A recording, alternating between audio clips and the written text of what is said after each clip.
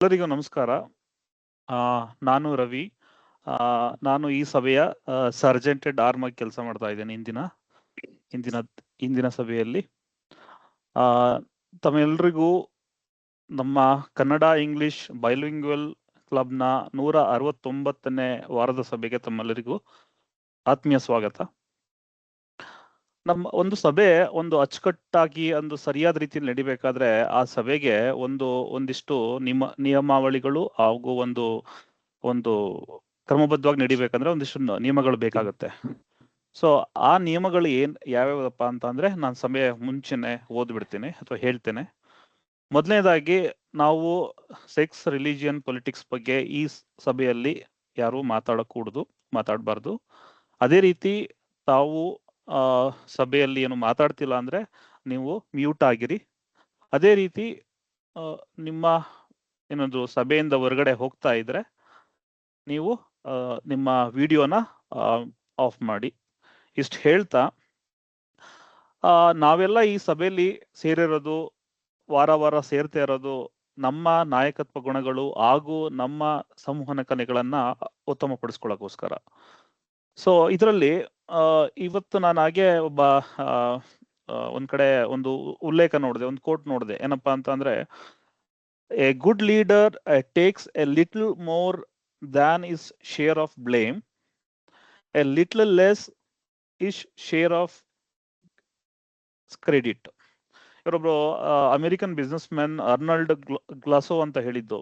ಅಂದ್ರೆ ಒಬ್ಬ ಉತ್ತಮ ಲೀಡರ್ ಆಗಿದ್ದವನು ಯಾವ ರೀತಿ ಇರಬೇಕು ಅನ್ನೋದನ್ನ ಈ ಉಲ್ಲೇಖದ ಇವರ ಮಾತಲ್ಲಿ ನಾವು ನೋಡ್ಬೋದು. ಯಾವಾಗ ಒಬ್ಬ ಲೀಡರ್ ಏನೇ ಬ್ಲೇಮ್ ಇದ್ರು ಅಗತ್ಯಕ್ಕಿಂತ ಜಾಸ್ತಿ ತಗೋಬೇಕಂತೆ.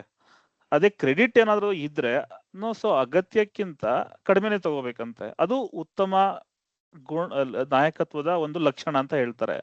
ಇಂತಹ ಗುಣಗಳನ್ನ ನಾವು ನಮ್ಮಲ್ಲಿ ಅಳವಡಿಸ್ಕೊಳ್ತಾ ನಾವು ಉತ್ತಮ ರೀತಿಯ ನಾಯಕರು ಆಗಿ ಬೆಳೆಯೋಣ. ಅದೇ ರೀತಿ ನಮ್ಮ ಸಂವಹನ ಕಲೆಗಳನ್ನು ಉತ್ತಮಪಡಿಸ್ಕೊಳ್ಳೋಣ ಅಂತ ಹೇಳ್ತಾ ಸಭೆಯನ್ನ ಮುಂದುವರ್ಸ್ಕೊಂಡು ಹೋಗ್ಲಿಕ್ಕೆ ನಮ್ಮ ಸಭೆಯ ಕ್ಲಬ್ನ ಅಧ್ಯಕ್ಷರಾದ ನಮ್ಮ ಟೋಸ್ಟ್ ಮಾಸ್ಟರ್ ಅಚ್ರೇಕರ್ ಸರ್ನ ವೇದಿಕೆಗೆ ಕರೆಯುವ ಮುನ್ನ ಅವ್ರ ಬಗ್ಗೆ ಒಂದು ಸಣ್ಣ ಮಾತು, ಒಂದು ಪರಿಚಯ. ಇವರು ನಮ್ಮ KBT ಕ್ಲಬ್ನ ಭೀಷ್ಮ ಇದ್ದಂತೆ. ಓಕೆ, ಒಬ್ರು ನವ ತರುಣ ಉತ್ಸಾಹದ ಬುಗ್ಗಿ ಇವರು. ನಾವು ನೋಡ್ತಿದ್ರೆ ವೃತ್ತಿಯಲ್ಲಿ ಇವರು ಸೂಜಿ ಸಿರೆಂಜ್ ಹಿಡಿತಾರೆ.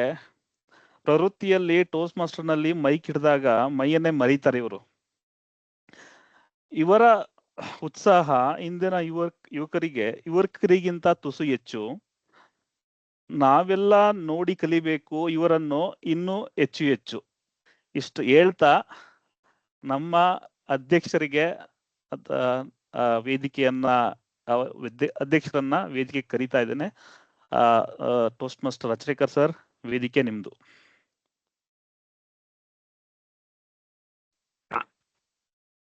ತುಂಬ ಹೃದಯದ ಧನ್ಯವಾದಗಳು ರವೀಣ್ ಅವರೇ. ಟೋಸ್ಟ್ ಮಾಸ್ಟರ್ ಕ್ಲಬ್ ಜಾಯಿನ್ ಮಾಡೋದ್ರಿಂದ ನಮ್ಮ ಸಂವಹನ ಕಲೆ ತುಂಬಾ ಅದು ಉತ್ತಮ ಆಗುತ್ತೆ ಅನ್ಲಿಕ್ಕೆ ಇದಕ್ಕಿಂತ ಒಳ್ಳೆ ನಿದರ್ಶನ ಇನ್ನೇನು ಬೇಕೆ ತಮಗೆ? ಈಗ ನೀವು ರವಿ ಅವರ ಮಾತು ಕೇಳಿದ ತಕ್ಷಣನೇ ಅವರು ಈ ಟೋಸ್ಟ್ ಮಾಸ್ಟರ್ ಎಷ್ಟೊಂದು ಉಪಯೋಗ ಪಡ್ಕೊಳ್ತಾ ಇದ್ದಾರೆ ಮತ್ತು ಅದರ ಒಂದು ಏನು ಬೆನಿಫಿಟ್ ಈಗ ಕಣ್ಣಾರೆ ನಾವು ನೋಡ್ತಾನೆ ಇದ್ದೀವಿ.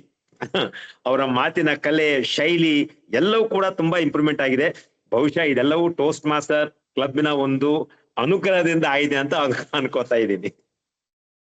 ಆಯ್ತು, ಇವತ್ತಿನ ಈ ಅಧ್ಯಕ್ಷೀಯ ಭಾಷಣದಲ್ಲಿ ಒಂದು ಸಣ್ಣ ಕತೆ ಇದೆ.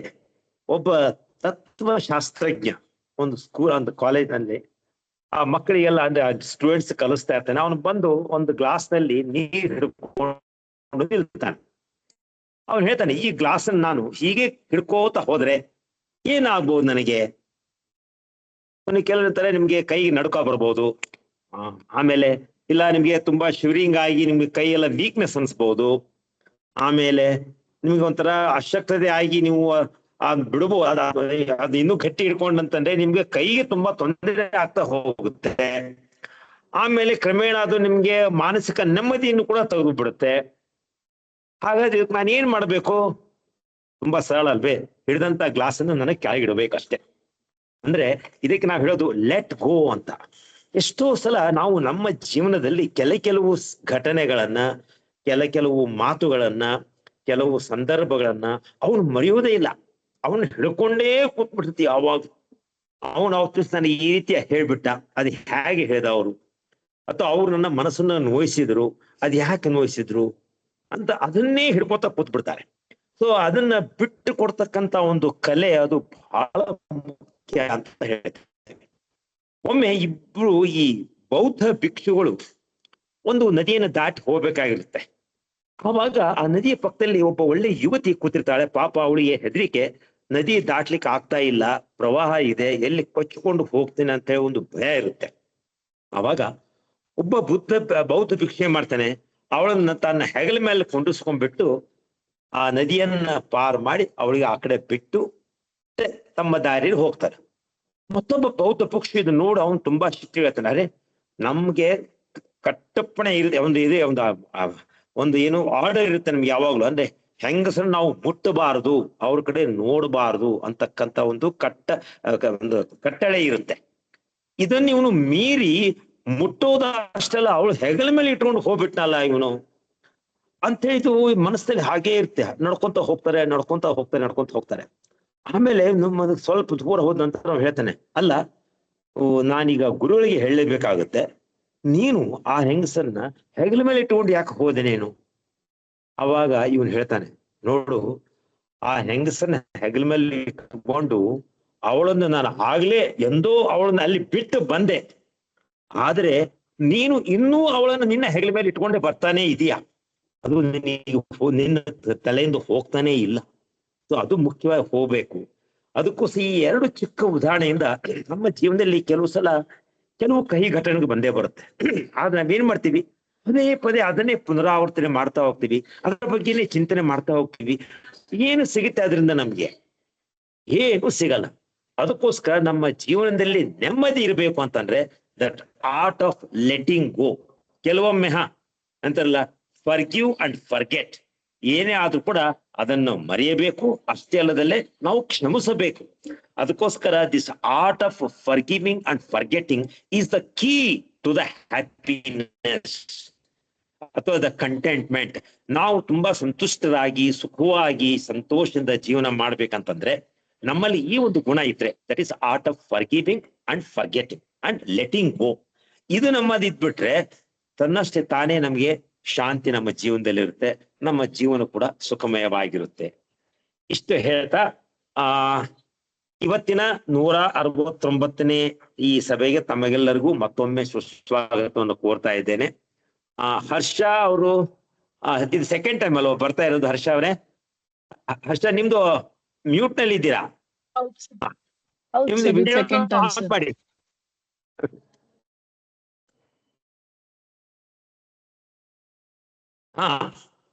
ಅದೇ ನೀವು ಹುಬ್ಬಳ್ಳಿಯವರಲ್ವಾ? ಹೌದು ಸರ್, ಹೌದು. ಎಸ್, ಇದು ಸೆಕೆಂಡ್ ಟೈಮ್ ಸರ್ ಬರ್ಲಿಕ್ಕೆ. ಅದೇ ನಿಮ್ಮ husband DET toast master club member? ಹೌದು ಸರ್, ಹೌದು. ಅವ್ರ DET toast master club member ಇದ್ರು. ಆಯ್ತು, ಈಗ ನೀವು ಹಿಂದಿನ ನಮ್ಮ ಸಭೆ ಕೂಡ ಬಂದಿದ್ರಿ, ನಮ್ಮ ಈ ಅನುಭವವನ್ನು ಕೂಡ ತಾವು ಹಂಚಿಕೊಂಡಿದ್ರಿ. ಈಗ ಪುನಃ ನಮ್ಮ ಸಭೆಗೆ ನೀವು ಆಕರ್ಷಿತರಾಗಿದ್ದೀರಿ ಅಂತಂದ್ರೆ ನೀವು ಈ ಟೋಸ್ಟ್ ಮಾಸ್ಟರ್ ಕಡೆಗೆ ದಿಟ್ಟ ಹೆಜ್ಜೆಗಳನ್ನ ಇಡ್ಲಿಕ್ಕೆ ಶುರು ಮಾಡಿದ್ದೀರಾ. ಒಂದಲ್ಲ ಒಂದು ದಿವಸ ನಮ್ಮ ಈ ಟೋಸ್ಟ್ ಮಾಸ್ಟರ್ ಒಂದು ಸಂಘದಲ್ಲಿ ಸೇರ್ಕೊಳ್ತೀರಾ ಅಂತ ನನಗೆ ತುಂಬಾ ವಿಶ್ವಾಸ ಇದೆ. ತಮಗೇನ್ ಅನ್ಸುತ್ತೆ, ಈಗ 2ನೇ ಮೀಟಿಂಗ್ ಯಾಕೆ ಬರ್ಲಿಕ್ಕೆ ಮನಸ್ಸು ಮಾಡಿದ್ರಿ? ನಂಗೆ ಆಕ್ಚುಲಿ ಲಾಸ್ಟ್ ಟೈಮ್ ಚಲೋ ಅನ್ಸಿತ್ ಸರ್, ಬಟ್ ನಾನು ಫುಲ್ ಮೀಟಿಂಗ್ ಅಟೆಂಡ್ ಮಾಡ್ಲಿಲ್ಲ. ಸೊ ಈ ಸರ್ತಿ ಫುಲ್ ಮೀಟಿಂಗ್ ಅಟೆಂಡ್ ಮಾಡೋಣ. ಅಂಡ್ ಇದು ನನ್ ಸೆಕೆಂಡ್ ಮೀಟಿಂಗ್. ಸೊ ನಾನು ನೆಕ್ಸ್ಟ್ ಈಗ ಏನಿದ್ರು ಡಿಸೈಡ್ ಮಾಡ್ಬೇಕು, ಡಿಸಿಷನ್ ತಗೋಬೇಕು, ಈಗ ಸಬ್ಸ್ಕ್ರಿಪ್ಷನ್ ಅಥವಾ ಮೆಂಬರ್ಶಿಪ್ ತಗೊಳ್ಳೋದ. ಸೊ ಈ ಸರ್ತಿ ಫುಲ್ ನೋಡಿ ಒಂದು ಡಿಸೈಡ್ ಮಾಡ್ಬಿಡೋಣ ಅಂತ ಹೇಳಿ ನಂಗೆ ಬರ್ಬೇಕು ಅನಿಸ್ತು ಸರ್. Very good. ಕನ್ನಡದಲ್ಲಿ ಒಂದು ಮಾತಿದೆ, ಶುಭಶ್ಯ ಶೀಘ್ರಂ ಅಂತೇಳಿ. ಯಾವುದೇ ಒಳ್ಳೆ ಕಾರ್ಯಗಳಿಗೆ ತಡ ಮಾಡ್ಲೇಬಾರ್ದಂತೆ. ಅದಕ್ಕೋಸ್ಕರ ಇದು ಅತ್ಯುತ್ತಮವಾದಂತ ಒಳ್ಳೆ ಕಾರ್ಯ. ಇನ್ನು ಮುಂದಿನ ಮೀಟಿಂಗ್ ತನಕ ತಾವು ಇನ್ನು ವೇಟ್ ಮಾಡೋದು ಬೇಡ, ತಡ ಮಾಡಬೇಡಿ, ಇಮಿಡಿಯೇಟ್ಲಿ ನೀವು ಜಾಯ್ನ್ ಆಗಿ ಮುಂದಿನ ಸಭೆಯಲ್ಲಿ ತಾವು ನಮ್ಮ ಸಕ್ರಿಯ ಸದಸ್ಯರಾಗಿ ಬರ್ತೀರಾ ಅಂತ ಹೇಳಿ ನಾನು ತಮಗೆ ಮತ್ತೊಮ್ಮೆ ಸುಸ್ವಾಗತವನ್ನು ಕೋರ್ತಾ ಇದ್ದೇನೆ. Thank you sir, thank you so much. ಧನ್ಯವಾದಗಳು. ಇವತ್ತಿನ ಈ 169ನೇ ಈ ಸಭೆಗೆ ತಮಗೆಲ್ಲರಿಗೂ ಮತ್ತೊಮ್ಮೆ ಸುಸ್ವಾಗತ. ಇವತ್ತಿನ ನಮ್ಮ ಈ ನಿರೂಪಕರು ರವಿ ಅಣ್ಣ ಅವ್ರು, ತಾವೇ ನಂಗೆ ಸ್ವಲ್ಪ ನೆನಪು ಮಾಡ್ಕೊಡ್ಬೇಕು, ನಾನು ನೋಡಿಲ್ಲ ನಿಮ್ದು ಅಜೆಂಡಾನ. ಅವರೇ ನಿರೂಪಕರು. ಒಂದು ಮಾತು, ನಿಜವಾಗ್ಲೂ ಆ ರವಿ ಅಣ್ಣವರು ಬರಿತಕ್ಕಂತ ಒಂದು ಶೈಲಿ, ಆ ಫ್ಲೈಯರ್ಸ್ ಬರೆಯೋ ರೀತಿಯಲ್ಲಿ ನನಗೆ ತುಂಬಾ ಅಂದ್ರೆ ತುಂಬಾ ಮೆಚ್ಚುಗೆ ಆಗಿದೆ. ಅಂದ್ರೆ ಈಗ ನಾನು ಬೇರೆ ಎಲ್ಲಿಯಾದ್ರೂ ಬೇಕಾದ್ರೆ ಇದನ್ನು ಉದಾಹರಣೆ ಅಂತ ನಾನು ಕೊಡಬಹುದು. ಟೋಸ್ಟ್ ಮಾಸ್ಟರ್ ನಿಂದ ಯಾರಿಗೆ ಬೆನಿಫಿಟ್ ಆಗಲ್ಲ, ನಿಮಗೆ ಅದು ಬೇಕಂತಂದ್ರೆ ಹೋಗಿ ರವಿ ಅಣ್ಣವರಿಗೆ ಹೋಗಿ ಕೇಳ್ಕೊಳ್ಳಿ ಸಾಕು, ಅವರೇ ಒಂದು ಜೀವಂತ ನಿದರ್ಶನ ಅಂತ ಹೇಳ್ಬಹುದು. ಸೊ ಇವತ್ತು ಅವರು ಮತ್ತೊಂದು ಒಳ್ಳೆಯ ಒಂದು ಪಾತ್ರ ತಗೊಂಡಿದ್ದಾರೆ. ಅತ್ಯಂತ ಪ್ರಮುಖವಾದಂತ ಪಾತ್ರ, ಈ ಒಂದು ಸಭೆಯ ಒಂದು ನಾಯಕ ಅಂತ ನಾವು ಕರಿಬಹುದು, ಅಥವಾ ಕ್ಯಾಪ್ಟನ್ ಆಫ್ ಅವರ್ ಮೀಟಿಂಗ್ ಅಂತ ಹೇಳ್ಬೋದು. ಅದೇ ನಮ್ಮ ಈ ಸಭೆಯ ನಿರೂಪಕರು, ಅದನ್ನು ನಡೆಸಿಕೊಂಡು ಹೋಗ್ತಕ್ಕಂಥವ್ರು. ಈಗ ಇಲ್ಲಿಂದ ಸಂಪೂರ್ಣ ಸಭೆ ಅವರ ಹತೋಟಿಯಲ್ಲೇ ಇರುತ್ತೆ. ಇಷ್ಟೇ ಹೇಳ್ತಾ ಈ ಸಭೆಯನ್ನ ಪುನಃ ಅವರಿಗೆ ನಾನು ಹಸ್ತಾಂತರ ಮಾಡ್ತಾ ಇದ್ದೇನೆ. ಟೋಸ್ಟ್ ಮಾಸ್ಟರ್ ರವಿ ಅಣ್ಣವರೇ, ವೇದಿಕೆ ನಿಮ್ಮದು. ತಮ್ಮ ಪಾತ್ರವನ್ನು ತಾವು ಇನ್ನು ಮುಂದುವರಿಸಬಹುದು. ಧನ್ಯವಾದಗಳು ಟೋಸ್ಟ್ ಮಾಸ್ಟರ್ ಅಚರೇಕರ್ ಸರ್. ನಾವು ನನ್ನ ನಂಬಿಕೆ ಏನಂತ ಅಂದ್ರೆ, ಒಂದು ಸಭೆ ಅಥವಾ ಅಚ್ಚುಕಟ್ಟಾಗಿ ನಡಿಬೇಕಂತ ಅಂದ್ರೆ ಸಭೆಯಲ್ಲಿ ಅಥವಾ ಆ ಕ್ಲಬ್ ನ ಸದಸ್ಯರ ಒಂದು ಸಹಕಾರ, ಆಮೇಲೆ ಒಂದು ಇರ್ಲೇಬೇಕು. ನಾವು ಒಂದು ಇಟ್ಸ್ ಎ ಕೊಲಾಬ್ರೇಟಿವ್ ವರ್ಕ್. ನಾವು ಪೋಸ್ಟ್ ಡಿಸೈನ್ ಮಾಡಿದ್ರೆ ಮೋಹನ್ ಮೂರ್ತಿ ಅದು ಕಂಟೆಂಟ್ ಎಲ್ಲ ರೆಡಿ ಮಾಡ್ಕೊಡ್ತಾರೆ. ಆಮೇಲೆ ಕೆಲವು ಬಾರಿ ಈ ತರ ನಾವು ಒಟ್ಟುಗೂಡಿ ಕೆಲಸ ಮಾಡ್ತೀವಿ. ಒಂದ್ ರೀತಿ ನಮ್ಗೆ ಆ ತರ ಮಾಡ್ಬೇಕಾದ್ರೆ ನಮ್ಗೆ ಇದು ಒಂದು ಕೆಲಸ ಅಥವಾ ಒಂದು ಬರ್ಡನ್ ಅನ್ಸೋದೇ ಇಲ್ಲ. It's A I always treat it as A team work. I enjoy it. ಅಷ್ಟೇ ಹೇಳ್ತಾ ಇಂದಿನ ಸಭೆಯ ಒಂದು ಥೀಮ್ ಕಡೆ ಹೊರಳೋಣ.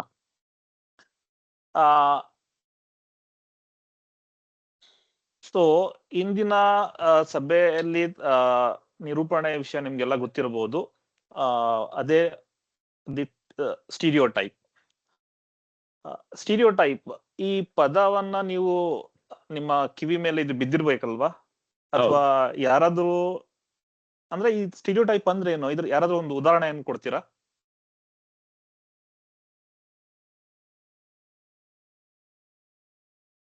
ನಾನೇ ಹೇಳ್ಬಲ್ಲೆ. ಆಕ್ಚುಲಿ ನಂದು ಇದರಲ್ಲೇ ಇದೆ. ನಾನು ಆಕ್ಚುಲಿ ಏನಂದ್ರೆ ನನ್ನ ಅನುಭವದ ಇದರಲ್ಲಿ 10th ವರೆಗೆಲ್ಲ ಓದಿದ್ದು ಕನ್ನಡ ಮೀಡಿಯಂ ಅಲ್ಲಿ. ಈ ಕನ್ನಡ ಮೀಡಿಯಂ ಅಲ್ಲಿ ಓದಿ ಆಮೇಲಿಂದ ಏನಾಯ್ತು, PUC ಗೆ ನಾವು ಸೈನ್ಸ್ ತಗೊಂಡ್ವಿ. ಸೈನ್ಸ್ ಅಲ್ಲಿ ಏನೋ ಕನ್ನಡದಲ್ಲಿ ಇಲ್ಲ, ಅದು ಪೂರ್ತಿ ಏನಂದ್ರೆ ಇಂಗ್ಲಿಷ್ ಅಲ್ಲಿ ಇರುತ್ತೆ. ಸೊ ಆ ಸಂದರ್ಭದಲ್ಲಿ ಏನಾಯ್ತು, ಲೆಕ್ಚರ್ಗಳು ಮೊದಲನೇ ತರಗತಿಗಳಲ್ಲಿ ನಮ್ಮ ಪರಿಚಯ ಮಾಡ್ಕೋಬೇಕಾದ್ರೆ ಅವರು ಕೇಳ್ತಾ ಇದ್ರು, ಎಲ್ಲಿಂದ ಬಂದ್ರಿ, ಏನ್ ಕತೆ, ಎಲ್ಲಿ ಓದಿದ್ದು ಅದೆಲ್ಲ. ಅವಾಗ ಏನಂತಂದ್ರೆ ಕನ್ನಡ ಮೀಡಿಯಂ ಅಂತ ನಾವೇ ಕನ್ನಡ ಮೀಡಿಯಂ ಈ ತರ ಒಂದು ಹೇಳೋರು. ಅದೊಂಥರ ಏನಂದ್ರೆ ಕನ್ನಡ ಮಾಧ್ಯಮದವ್ರಿಗೆ ಈ ಸೈನ್ಸ್ ಒಂದ್ ಸ್ವಲ್ಪ ಟಫ್ ಆಗತ್ತೆ ಅನ್ನೋ ಒಂದು ಇದಿರ್ತದಲ್ಲ, ಇವ್ರಿಗೆ ಕಷ್ಟ ಆಗ್ಬಿಡುತ್ತೆ ಅಂತ ಒಂದು ಬಿಲೀಫ್ ಇರ್ತದಲ್ಲ. ಒಟ್ಟಾರೆ ಎಲ್ಲಾ ಕನ್ನಡ ಮೀಡಿಯಂ ಅವ್ರನ್ನು ಜನರಲೈಸ್ ಮಾಡಿ ನಾವು ಹೇಳ್ತೀವಲ್ಲ, ಓಕೆ ಇವ್ರಿಗೆ ಇಂಗ್ಲಿಷ್ ಬಂದಾಗ ಇವ್ರಿಗೆ ಈ ತರದ ಸಮಸ್ಯೆಗಳಾಗತ್ತೆ ಅಂತ ನಮಗ್ ನಾವೇ ಒಂದು ಜನರಲೈಸ್ ಮಾಡಿ ಅಸಂಪ್ಷನ್ ಮಾಡ್ಕೋತೀವಲ್ಲ, ಅದೇ ಸ್ಟೀರಿಯೋಟೈಪ್ ಅಂತಂದ್ರೆ. ಸರಿಯಾಗಿ ಹೇಳಿದ್ರಿ ಮೋಹನ್ ಮೂರ್ತಿ ಅವರೇ. ಹೌದು, ಸ್ಟೀರಿಯೋಟೈಪ್ ಅಂದ್ರೆ ಬೇರೆನಲ್ಲ. ಸ್ಟೀರಿಯೋಟೈಪ್ ಅನ್ನೋದು ಒಂದು ವ್ಯಕ್ತಿ ಇರ್ಬೋದು ಅಥವಾ ಒಂದು ಸಮುದಾಯದ ಬಗ್ಗೆ ಇರ್ಬೋದು, ಕೆಲವು ಒಂದು ಸೀಮಿತ ಲಕ್ಷಣಗಳನ್ನ ನಾವು ಇಟ್ಕೊಂಡು ಅದೇ ತರ ಎಲ್ರು ಇರ್ತಾರೆ. ಒಂಥರ ಒಂದ್ ರೀತಿ ಅದನ್ನ ಏನಂತಾರೆ, ಯೂನಿಫಾರ್ಮ್ ಆಗಿ ಒಂದು ಜನರಲೈಸ್ ಮಾಡ್ಬಿಡ್ತೀವಿ. ಸೊ ಇದನ್ನೇ ನಾವು ಇದನ್ನೇ ನಾವು ಒಂದು ಸ್ಟೀರಿಯೋಟೈಪ್ ಅಂತ ಕರಿತೀವಿ. ಇದೊಂದು ಮನೋವೃತ್ತಿ. ಇದು ಯಾವ ತರ ಅಂತ ಅಂದ್ರೆ, ಸರಿಯಾಗಿ ವಿಷಯಗಳು ತಿಳ್ಕೊಳ್ದೇನೆ ಮುಂಚೆನೆ ಅದ್ರ ಲಕ್ಷಣ ತಿಳ್ಕೊಳ್ದೇನೆ ಮುಂಚೆನೆ ತೀರ್ಪು ಕೊಟ್ಬಿಡೋದು. ಇದೊಂದು ಕೆಲವರು ಮನೋವಿಜ್ಞಾನದ ಪ್ರಕಾರ ಇದೊಂದು ಸ್ಟೀರಿಯೋಟೈಪ್ ಅನ್ನೋದೊಂದು ಮಾನಸಿಕ ಕಾಯಿಲೆ ಅಂತೆ. ನಮ್ ಪ್ರತಿದಿನ ಜೀವನದಲ್ಲಿ ನಮ್ಗೆ ಗೊತ್ತಿಲ್ದಂಗೆ ಹಲವಾರು ಬಾರಿ ಇದರ ಲಕ್ಷಣಗಳನ್ನ ನೋಡಿ ನಾವು ತೀರ್ಪು ಕೊಡ್ತೀವಿ. ಉದಾಹರಣೆಗೆ ಮೋಹನ್ ಮೂರ್ತಿ ಹೇಳ್ದವ್ರಂಗೆ ಕನ್ನಡದಲ್ಲಿ ಓದೋರ್ಗೆ, ಕನ್ನಡ ಮೀಡಿಯಂ ಅಥವಾ ಕನ್ನಡ ಮಾಧ್ಯಮದಲ್ಲಿ ಓದೋರ್ಗೆ ಸೊ ಒಂದು ಸೈನ್ಸ್ ಅಥವಾ PCMB ಕಷ್ಟ ಆಗುತ್ತೆ. ಅದು ಒಂದು ಜನರಲ್ ಪರ್ಸೆಪ್ಷನ್, ಒಂದು ಯೂನಿಫಾರ್ಮ್ ಆಗಿ ನಾವು ಒಂದು ಹೇಳ್ಬಿಡ್ತೀವಿ. ಅದೇ ರೀತಿ ಓಕೆ ಅವಳು ನೋಡಕ್ ಚೆನ್ನಾಗಿದ್ದಾಳೆ, ಅದಕ್ಕೋಸ್ಕರ ಅವಳಿಗೆ ಕೆಲಸ ಸಿಕ್ಕಿರ್ಬೋದು. ಈ ತರದೊಂದು ಇನ್ನೊಂದು ಉದಾಹರಣೆ ಸ್ಟೀರಿಯೋಟೈಪ್ಗೆ. ಇನ್ನೊಂದು ಉದಾಹರಣೆ ಕೊಡ್ಬೋದಂದ್ರೆ ಗ್ರಾಮೀಣ ರೂರಲ್ ಸ್ಟೂಡೆಂಟ್ಸ್ ಇರ್ತಾರಲ್ಲ, ಗ್ರಾಮೀಣ ಭಾರತದ ವಿದ್ಯಾರ್ಥಿಗಳು ದಡ್ರು, ನಗರದ ಭಾಗದ ವಿದ್ಯಾರ್ಥಿಗಳು ಜಾಣರು. ಓಕೆ, ಇಲ್ಲಿ ನಾವು ಏನನ್ನ ಕಾಣ್ತೀವಿ ಅಂತ ಅಂದ್ರೆ ಒಬ್ಬ ವ್ಯಕ್ತಿ ಬಗ್ಗೆನೂ ಹೇಳ್ತೀವಿ. ಓಕೆ, ಇವಳು ಚೆನ್ನಾಗಿದ್ದಾಳೆ, ಅವಳಿಗೆ ಕೆಲಸ ಸಿಕ್ಕಿರ್ಬೋದು, ವ್ಯಕ್ತಿ ಬಗ್ಗೆ ಹೇಳ್ತೀವಿ. ಸೊ ಗ್ರಾಮೀಣ ಭಾರತದ ವಿದ್ಯಾರ್ಥಿಗಳು ಅದು ಒಂದು ಸಮುದಾಯದ ಬಗ್ಗೆ ಹೇಳ್ತೀವಿ, ಒಂದು ಗ್ರೂಪ್ ಬಗ್ಗೆ ಹೇಳ್ತೀವಿ. ಸೊ ಸ್ಟೀರಿಯೋಟೈಪ್ ಅನ್ನೋದು ಒಂದು ವ್ಯಕ್ತಿ ಬಗ್ಗೆನೇ ಆಗಿರ್ಬೋದು ಅಥವಾ ಒಂದು ಸಮುದಾಯದ ಬಗ್ಗೆ ಆಗಿರ್ಬೋದು. ಆದ್ರೆ ಹಂಗಾದ್ರೆ ನಿಜವಾಗ್ಲೂ ಸ್ಟೀರಿಯೋಟೈಪ್ ಅನ್ನೋದು ಏನು ಅಂದ್ರೆ, ಸ್ಟೀರಿಯೋಟೈಪ್ ಅಂದ್ರೆ ಒಂದು ನಿರ್ದಿಷ್ಟ ಗುಂಪಿನ ಜನರು ಅಥವಾ ವಸ್ತುಗಳಾಗಿರ್ಬೋದು ಅಥವಾ ವಿಷಯಗಳಾಗಿರ್ಬೋದು. ಓಕೆ, ಇವ್ರಗಳ ಬಗ್ಗೆ ಸಮಾಜದಲ್ಲಿ ಬೆಳೆದು ಬಂದಿರುವ ಒಂದು ರೂಢಿಗತ ನಂಬಿಕೆ. ಓಕೆ, ಅಥವಾ ಏನ್ ಹೇಳ್ಬೋದು, ಒಂದು ಕಲ್ಪನೆ ಅಂತ ಹೇಳ್ಬೋದು, ಅಥವಾ ಸಾಮಾನ್ಯೀಕರಿಸಿದ ಒಂದು ಅಭಿಪ್ರಾಯ ಅಂತ ಹೇಳ್ಬೋದು. ಎಲ್ರನ್ನೂ ಸೇರಿಸಿ ಇವ್ರು ಎಲ್ರು ಹಿಂಗೆ ಇರ್ತಾರೆ ಅಂತ ನಾವು ಹೇಳೋ ಒಂದು ಅಭಿಪ್ರಾಯ. ಇದು ತಪ್ಪು ಗ್ರಹಿಕೆ ಆಗಿರ್ಬೋದು, ಇಲ್ಲ ಅಂತ ಅಂದ್ರೆ ಒಂದು ಸತ್ಯಕ್ಕೆ ದೂರ ಆಗಿರ್ಬೋದು. ಸೊ ಇದೆಲ್ಲ ಇದು ಏನಕ್ಕಾಗುತ್ತೆ ಸ್ಟೀರಿಯೋಟೈಪ್ ಅಂತ ಅಂದ್ರೆ, ಕೆಲವು ಬಾರಿ ನಮ್ದು ಕಾಗ್ನಿಟಿವ್ ಬಯಾಸಿಂಗ್ ಇರುತ್ತೆ, ಅದರಿಂದ ಆಗ್ಬೋದು. ಓಕೆ, ಅಂದ್ರೆ ಮನುಷ್ಯನ ಮೆದುಳು ಒಂದಿಷ್ಟು ಕಾಂಪ್ಲೆಕ್ಸ್ ಇನ್ಫಾರ್ಮೇಶನ್ ಅಂದ್ರೆ ಸಂಕೀರ್ಣ ಮಾಹಿತಿಯನ್ನ ಸುಲಭವಾಗಿ ಅರ್ಥ ಮಾಡ್ಕೊಳಕ್ಕೆ ಒಂದು ಶಾರ್ಟ್ ಕಟ್ ಬಳಸೋ ವಿಧಾನ ಆಗಿದೆ ಅಂತ ಕೆಲವರು ಹೇಳ್ತಾರೆ. ಆಮೇಲೆ ಇದೊಂದೊಂಥರ ಪೂರ್ವಗ್ರಹತನೂ ಆಗಿರ್ಬೋದು. ಆಮೇಲೆ ಒಂದು ಸ್ಟೀರಿಯೋಟೈಪ್ ಅನ್ನೋದೊಂದು ನಂಬಿಕೆ ಆದ್ರೆ, ಒಂದು ಕಲ್ಪನೆ ಆದ್ರೆ, ಪೂರ್ವಗ್ರಹ ಅನ್ನೋದೊಂದು ನಂಬಿಕೆಯಿಂದ ಹುಟ್ಟುವ ಒಂದು ಭಾವನೆ ಅಂತ ನಾವು ಹೇಳ್ಬೋದು. ಆದ್ರೆ ಈ ಸ್ಟೀರಿಯೋಟೈಪ್ ಹೇಗ್ ಉಟ್ಕೊಳ್ಳುತ್ತೆ ಅಂತ ನೋಡಕ್ ಹೋದ್ರೆ, ಇದು ಸ್ಟೀರಿಯೋಟೈಪ್ ಹೇಗೆ ಉಟ್ಕೊಳ್ಳುತ್ತೆ ಅಂದ್ರೆ ಬೇರೆ ಬೇರೆ ಕಾರಣಗಳಿಂದ ಬೇರೆ ಬೇರೆ ಕಡೆಯಿಂದ ಉಟ್ಕೊಳ್ಳುತ್ತೆ. ಯಾವ್ಯಾವ್ದು ಅಂತ ಅಂದ್ರೆ ಸೋಷಿಯಲ್ ಲರ್ನಿಂಗ್ ಇರ್ಬೋದು, ಕಾಗ್ನೇಟಿವ್ ಶಾರ್ಟ್ ಕಟ್ ಇರ್ಬೋದು, ನಾನು ಈಗ ತಾನೇ ಹೇಳಿದೆ ಕಾಗ್ನೇಟಿವ್ ಬಯಾಸ್ ಅಂತ, ಇಲ್ಲ ಅಂತ ಅಂದ್ರೆ ಫಿಯರ್ ಅಂಡ್ ಕಾಂಪಿಟೇಷನ್, ಇದರಿಂದನೂ ಇರ್ಬೋದು. ಸೊ ನಮ್ಮ ಮೆದುಳು ಹೇಗ್ ಕೆಲಸ ಮಾಡುತ್ತೆ ಅಂತ ಅಂದ್ರೆ, ಈ ಇನ್ಫಾರ್ಮೇಶನ್ ಎಲ್ಲ ಅಂದ್ರೆ ಮಾಹಿತಿಗಳನ್ನೆಲ್ಲ ಒಂದ್ ಕಡೆ ಅಗ್ರಿಗೇಟ್ ಮಾಡ್ಲಿಕ್ಕೆ ಅಂತ ವರ್ಗೀಕರಣ ಮಾಡಕ್ಕೆ ಇಷ್ಟಪಡುತ್ತೆ. ಅಂದ್ರೆ ಅದಕ್ಕೆ ಈಸಿ ಆಗ್ಲಿ ಅಂತ. ನಾವು ಬಾಲ್ಯದಿಂದ ಕೇಳಿರೋ ಕೆಲವು ಮಾತುಗಳಿರ್ಬೋದು, ಕೆಲವು ನೋಡಿರೋ ಸಿನಿಮಾಗಳಿರ್ಬೋದು, ಆಮೇಲೆ ಸುತ್ತಮುತ್ತಲಿರೋ ಕೆಲವು ಪರಿಸರ ಇದನ್ನ ಸ್ಟೀರಿಯೋಟೈಪ್ ಅನ್ನ ರೂಪಿಸುತ್ತೆ. ಮೊದ್ಲೇ ಹೇಳ್ದೆ ಸೋಷಿಯಲ್ ಲರ್ನಿಂಗ್ ಅಂತ ಅಂದ್ರೆ ಸಾಮಾಜಿಕ ಕಲಿಕೆ. ಹಾಗೆ ಪೋಷಕರು ಅಥವಾ ಹಿರಿಯರು ಆಡೋ ಮಾತುಗಳಿಂದ ಮನಸ್ಸಲ್ಲಿ ಕೆಲವೊಂದು ಈ ತರದ್ದು ಸ್ಟೀರಿಯೋಟೈಪ್ಗಳು ಅಚ್ಚೊತ್ತುತ್ತವೆ. ಉದಾಹರಣೆಗೆ ಗಂಡ್ಮಕ್ಳು ಅಳ್ಬಾರ್ದು ಅನ್ನೋದೊಂದು.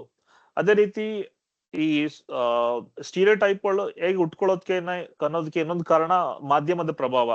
ಹಾಗೆ ಸಿನಿಮಾಗಳಲ್ಲಿ ವಿಲನ್ಗಳನ್ನ ಒಂದು ರೀತಿಲಿ ಒಂದು ರೂಪದಲ್ಲಿ ತೋರಿಸ್ತಾರೆ, ಅಥವಾ ಅದು ಹಳ್ಳಿಯವ್ರನ್ನ ಒಂಥರ ಕಾಮಿಡಿಗೋಸ್ಕರ ದಡ್ರಂತೆ ಚಿತ್ರಣ ಮಾಡ್ತಾರೆ. ಇವೆಲ್ಲ ಏನ್ ಮಾಡುತ್ತೆ, ಈ ಸ್ಟೀರಿಯೋಟೈಪ್ಗಳನ್ನ ಒಂದ್ ರೀತಿ ಗಟ್ಟಿಗೊಳಿಸುತ್ತೆ. ಸೊ ಇಷ್ಟು ಹೇಳ್ತಾ ನಾವು ಸ್ಟೀರಿಯೋಟೈಪ್ಗಳು ಯಾವ್ಯಾವ ವಿಧಗಳಿದೆ, ಆಮೇಲೆ ಆ ಸ್ಟೀರಿಯೋಟೈಪ್ ಅಂದ್ರೇನು, ಆಮೇಲೆ ಪ್ರಿಡಿಜ್ಯೂಸ್ ಅಂದ್ರೇನು, ಅಂದ್ರೆ ಪೂರ್ವಗ್ರಹ ಅಂದ್ರೇನು, ಇಲ್ಲ ಡಿಸ್ಕ್ರಿಮಿನೇಷನ್ ಅಂದ್ರೇನು, ಇದ್ರ ಬಗ್ಗೆ ಎಲ್ಲ ತಿಳ್ಕೊಳ್ಳೋಣ ಮುಂದಿನ ಭಾಗದಲ್ಲಿ. ಸೊ ನಾವು ಸಭೆನ ಮುಂದುವರ್ಸ್ಕೊಂಡು ಹೋಗ್ಲಿಕ್ಕೆ ನಾವು ತಮ್ಗೆಲ್ಲ ಗೊತ್ತಿರೋಂಗೆ ಟೋಸ್ಟ್ ಮಾಸ್ಟರ್ಗೆ ತುಂಬಾ ದೊಡ್ಡ ಇತಿಹಾಸ ಇದೆ. ಓಕೆ, ನಾವು ಟೋಸ್ಟ್ ಮಾಸ್ಟರ್ ಒಂದು 100 ವರ್ಷಗಳಿಗಿಂತ ಜಾಸ್ತಿ ಇತಿಹಾಸ ಇದೆ. ಓಕೆ, ಇದು ಟೋಸ್ಟ್ ಮಾಸ್ಟರ್ ತಮ್ಗೆಲ್ಲ ಗೊತ್ತಿರೋಂಗೆ ನಾನಾ ರೀತಿಯಲ್ಲಿ ನಮ್ಮ ವ್ಯಕ್ತಿತ್ವವನ್ನ ಅಥವಾ ನಾಯಕತ್ವ ಗುಣಗಳನ್ನ ಅಥವಾ ಮಾತಿನ ಕಲೆಯನ್ನ ಕಲ್ಸ್ಕೊಡುತ್ತೆ. ಸೊ ಈ ಟೋಸ್ಟ್ ಮಾಸ್ಟರ್ ಸಭೆಯಲ್ಲಿ 3 ವಿಭಾಗಗಳಿರ್ತವೆ ಅಥವಾ 3 ಹಂತಗಳಿರ್ತವೆ. ಅದ್ರಲ್ಲಿ ನಾವು ಮೊದಲನೇ ಭಾಗ ಸಿದ್ಧಪಡಿಸಿದ ಭಾಷಣ, ಎರಡನೇ ಭಾಗ ಅದು ನಮ್ಮ ಟೇಬಲ್ ಟಾಪಿಕ್ ಸೆಗ್ಮೆಂಟ್, ಅದು ಮೂರನೇ ಭಾಗ ಬಂದ್ಬಿಟ್ಟು ಎವ್ಯಾಲ್ಯೂಯೇಷನ್. ಸೊ ನಮ್ಮ ಈ ಸಭೆಯಲ್ಲಿ ಸಮಗ್ರ ಮೌಲ್ಯಮಾಪನ ಒಂದು ತುಂಬಾ ಅವಶ್ಯಕತೆ. ಅವಶ್ಯಕತೆ ಇದೆ. ಅದನ್ನ ನಡೆಸ್ಕೊಳ್ಳಕ್ಕೆ ಇಂದು ನಮ್ಮ ಸಮಗ್ರ ಮಾಪಕರಾಗಿ ನಮ್ಮ ಸಭೆಯಲ್ಲಿ ಇರೋರು ನಮ್ಮ ಟೋಸ್ಟ್ ಮಾಸ್ಟರ್ ಆದ ಮೋಹನ್ ಮೂರ್ತಿ ಅವರು. ಅವ್ರಿಗೆ ವೇದಿಕೆ ಹಸ್ತಾಂತರಿಸುವ ಮುಂಚೆ ಅವ್ರ ಬಗ್ಗೆ ಒಂದೆರಡು ಮಾತುಗಳು. ಇವರು ನನ್ನ ದೀರ್ಘಕಾಲ ಸ್ನೇಹಿತ, ಉತ್ತಮ ಸಲಹೆಗಾರ, ತಮಾಷೆ ಸ್ವಭಾವದ ವ್ಯಕ್ತಿತ್ವ. ಇವ್ರ ಭಾವ ಹೆಂಗಿರುತ್ತೆ ಅಂದ್ರೆ, ನನ್ನ ಡಿಗ್ರಿಗಳು ತೋರಿಕೆಗಲ್ಲ ಅಥವಾ ಪ್ರದರ್ಶನಕ್ಕಲ್ಲ, ಅದ್ರ ಬದಲು ನನ್ನ ಆಸಕ್ತಿ ಹಾಗೂ ಸಮಗ್ರ ಬೆಳವಣಿಗೆಯ ಸ್ವರೂಪ ಅಂತ ಇವ್ರು ನಂಬ್ಕೊಂಡಿದ್ದಾರೆ. ಇವರಲ್ಲಿ ಸದಾ ಕಲಿಕೆಯ ಅಪಾಪಿ ಇರುತ್ತೆ.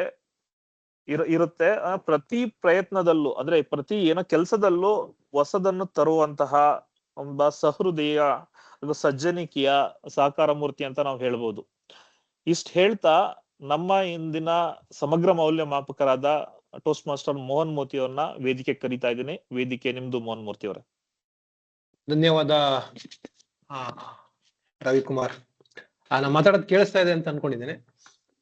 ಓಕೆ, ಇವತ್ತಿನ ಸಭೆಯಲ್ಲಿ ನಾನು ಸಮಗ್ರ ಮೌಲ್ಯಮಾಪಕನಾಗಿ ಕಾರ್ಯನಿರ್ವಹಿಸ್ತಾ ಇದ್ದೇನೆ.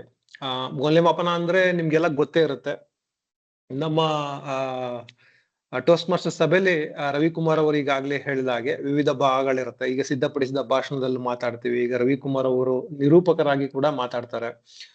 ಹಾಗೆ ಆಶು ಭಾಷಣದ ಸ್ಪರ್ಧಿಗಳಲ್ಲ, ಅದರಲ್ಲಿ ಏನಂತಂದ್ರೆ ಸಭಿಕರು ಅದರಲ್ಲಿ ಮಾತಾಡ್ತಾರೆ.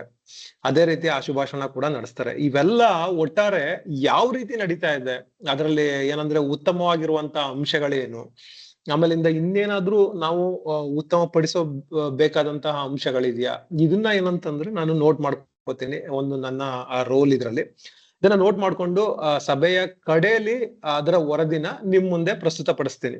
ಇದು ಸಮಗ್ರ ಮೌಲ್ಯಮಾಪಕನಾಗಿ ನನ್ನ ಒಂದು ರೋಲ್ ನ ಸಂಕ್ಷಿಪ್ತ ವಿವರ ಅಂತ ಹೇಳ್ಬೋದು. ನನಗೆ ಸಹಾಯ ಮಾಡೋದಕ್ಕೆ ಅಂತ ಇವತ್ತು ಯಾರು ಇರಲ್ಲ.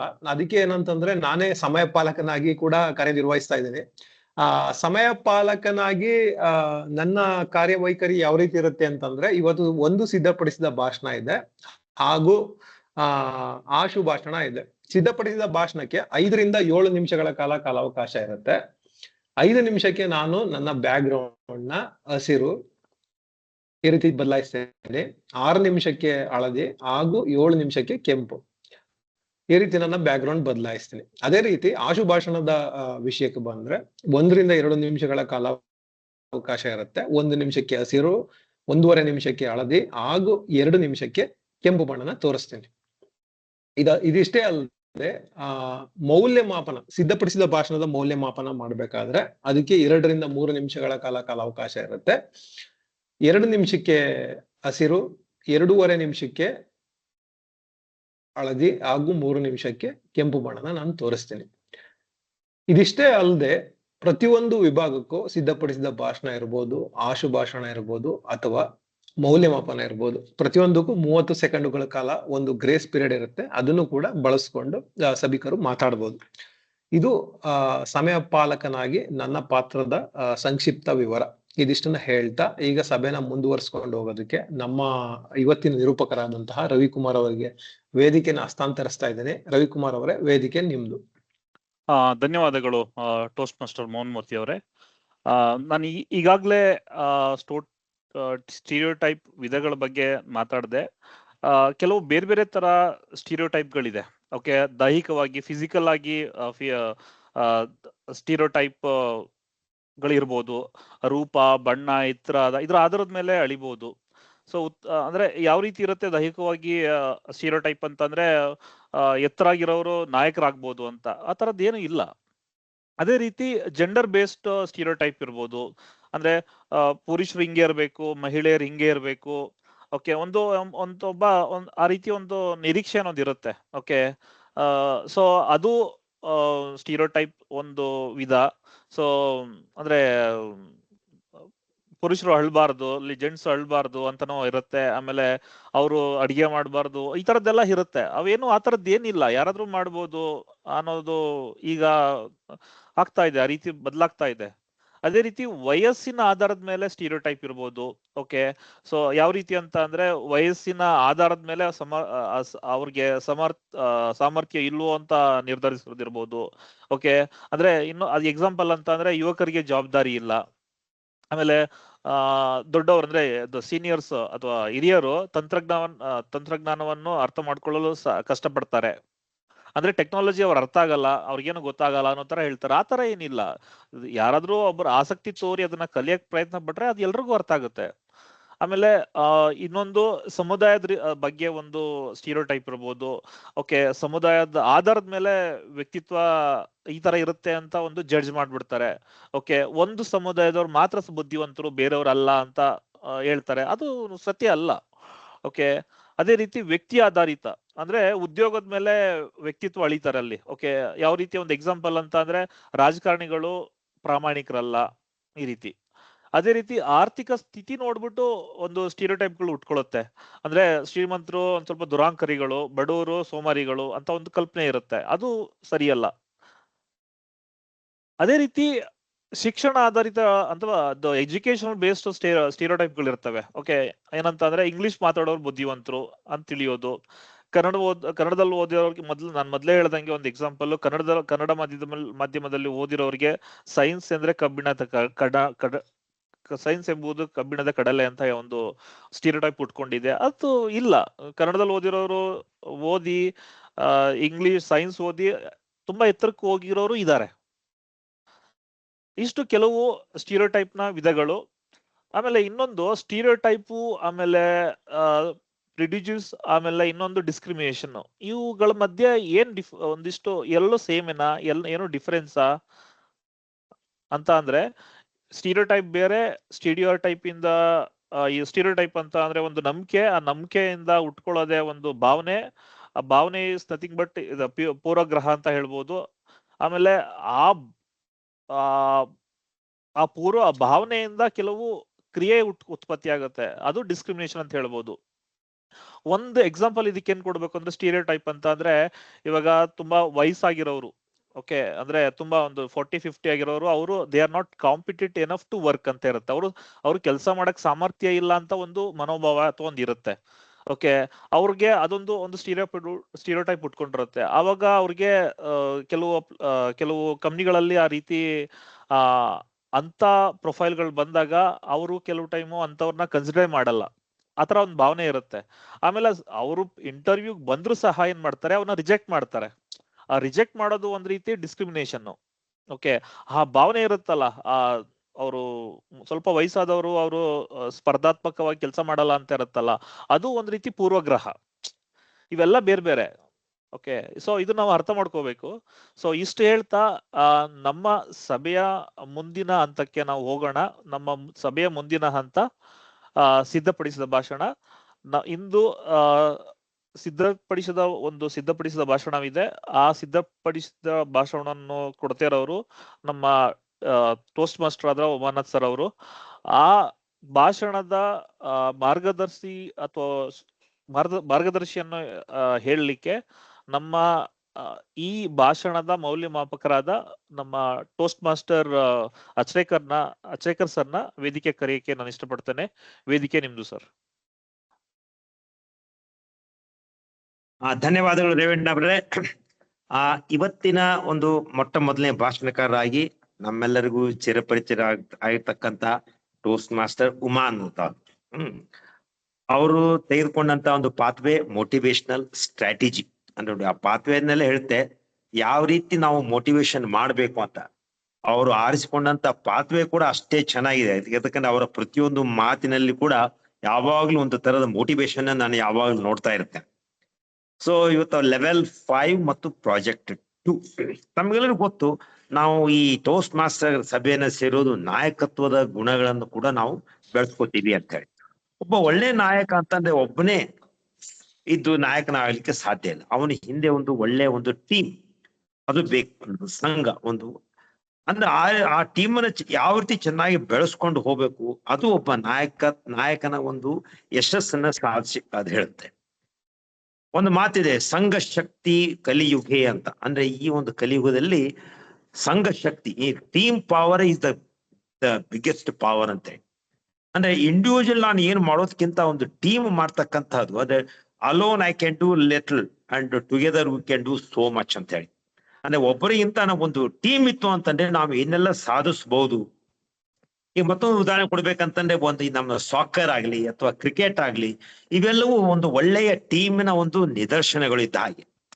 ಅದಕ್ಕೋಸ್ಕರ ಇಂತಹ ಒಂದು ಟೀಮನ್ನ ನಾವು ಯಾವ ರೀತಿ ಅದನ್ನ ನಾವು ಬೆಳೆಸ್ಬೇಕು, how to build a team, ಅದನ್ನ ಇವತ್ತು ನಮ್ಮ ಟೋಸ್ಟ್ ಮಾಸ್ಟರ್ ಉಮಾನಾಥ್ ಅವರ ಬಾಯಿಂದಲೇ ಕೇಳೋಣ.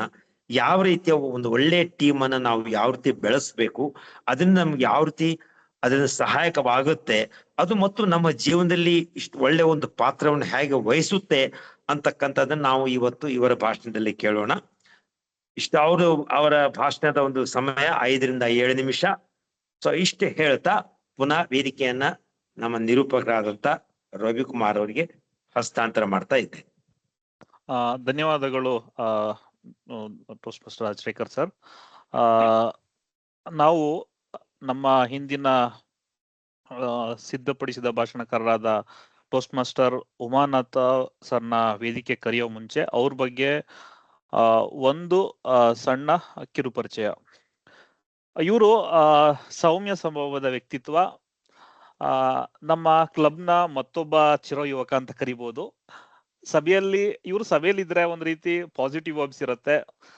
ಸಭೆಯಲ್ಲಿ ಪ್ರತಿಯೊಬ್ಬರಿಗೂ ಒಂದ್ ರೀತಿ ಪ್ರತಿ ಹಂತದಲ್ಲೂ ಇವರು ಸಹ ಒಂಥರ ಪ್ರೋತ್ಸಾಹ ಕೊಡ್ತಾರೆ.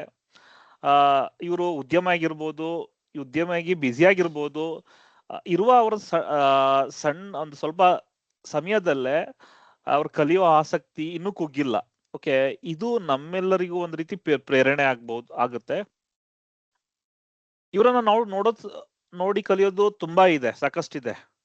ನಾನು ಇವರ ವಾಟ್ಸಪ್ ಸ್ಟೇಟಸ್ ನಲ್ಲಿ ಇವರ ಹಾಡುಗಾರಿಕೆಯ ರೂಪಾಂತರವನ್ನ ನಾನು ನೋಡಿದ್ದೇನೆ. ಅದು ನೋಡಿ ತುಂಬಾ ರೋಮಾಂಚನಗೊಂಡಿದ್ದೇನೆ. ಅವ್ರು ಹೆಂಗೆ ಒಂಥರ ಒಳಗಡೆ ಬೇರೆಯವರೇ ಆಗ್ಬಿಟ್ಟಿರೋ ತರ ಒಂದ್ ರೀತಿ ನಾನು ನೋಡಿದ್ದೀನಿ.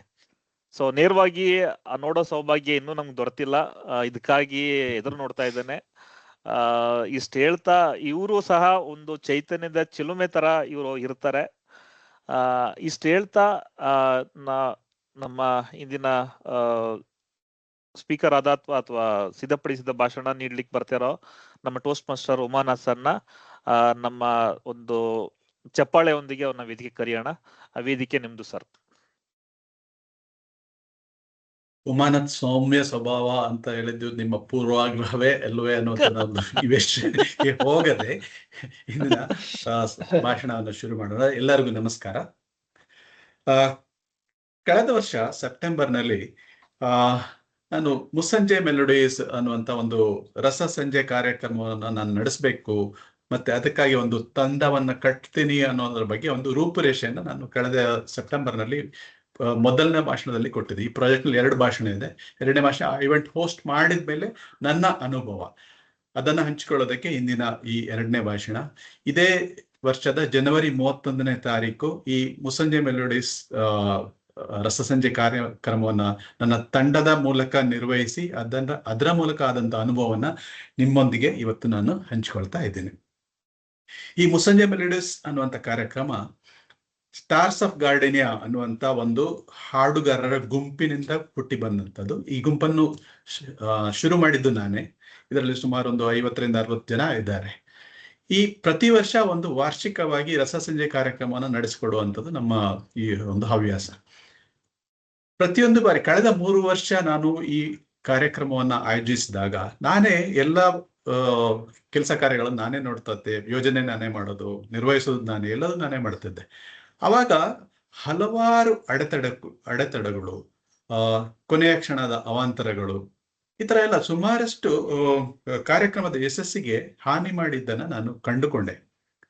ಒಂದ್ಸರಿ ಮೈಕ್ ಕೈ ಕೊಟ್ರೆ ಇನ್ನೊಂದ್ಸರಿ ಟಿವಿ ಕೈ ಕೊಡುತ್ತೆ, ಇನ್ನೊಂದ್ಸರಿ LED ವಾಲ್ ಕೈ ಕೊಡುತ್ತೆ, ಅಥವಾ ಎಲ್ಲ ಸರಿಯಾಗಿದ್ರೆ ಪ್ರೇಕ್ಷಕರ ನಿರಾಸಕ್ತಿ ಒಂದು ಕಡೆ, ಇನ್ನು ಇವೆಲ್ಲವೂ ಸರಿದೂಗಿ ಹೋಗಿದ್ರೆ ಅವತ್ತಿನ ದಿನ ಮಳೆ, ಈ ರೀತಿಯ ಸುಮಾರು ಹಾವಳಿಗಳನ್ನ ನಾನು ಅನುಭವಿಸಿ ಈ ಕಳೆದ 3 ವರ್ಷಗಳಲ್ಲಿ ಇದರ ಯಶಸ್ಸು ಅಷ್ಟೊಂದು ನನಗೆ ಅನುಭವಕ್ಕೆ ಬಂದಿರಲಿಲ್ಲ.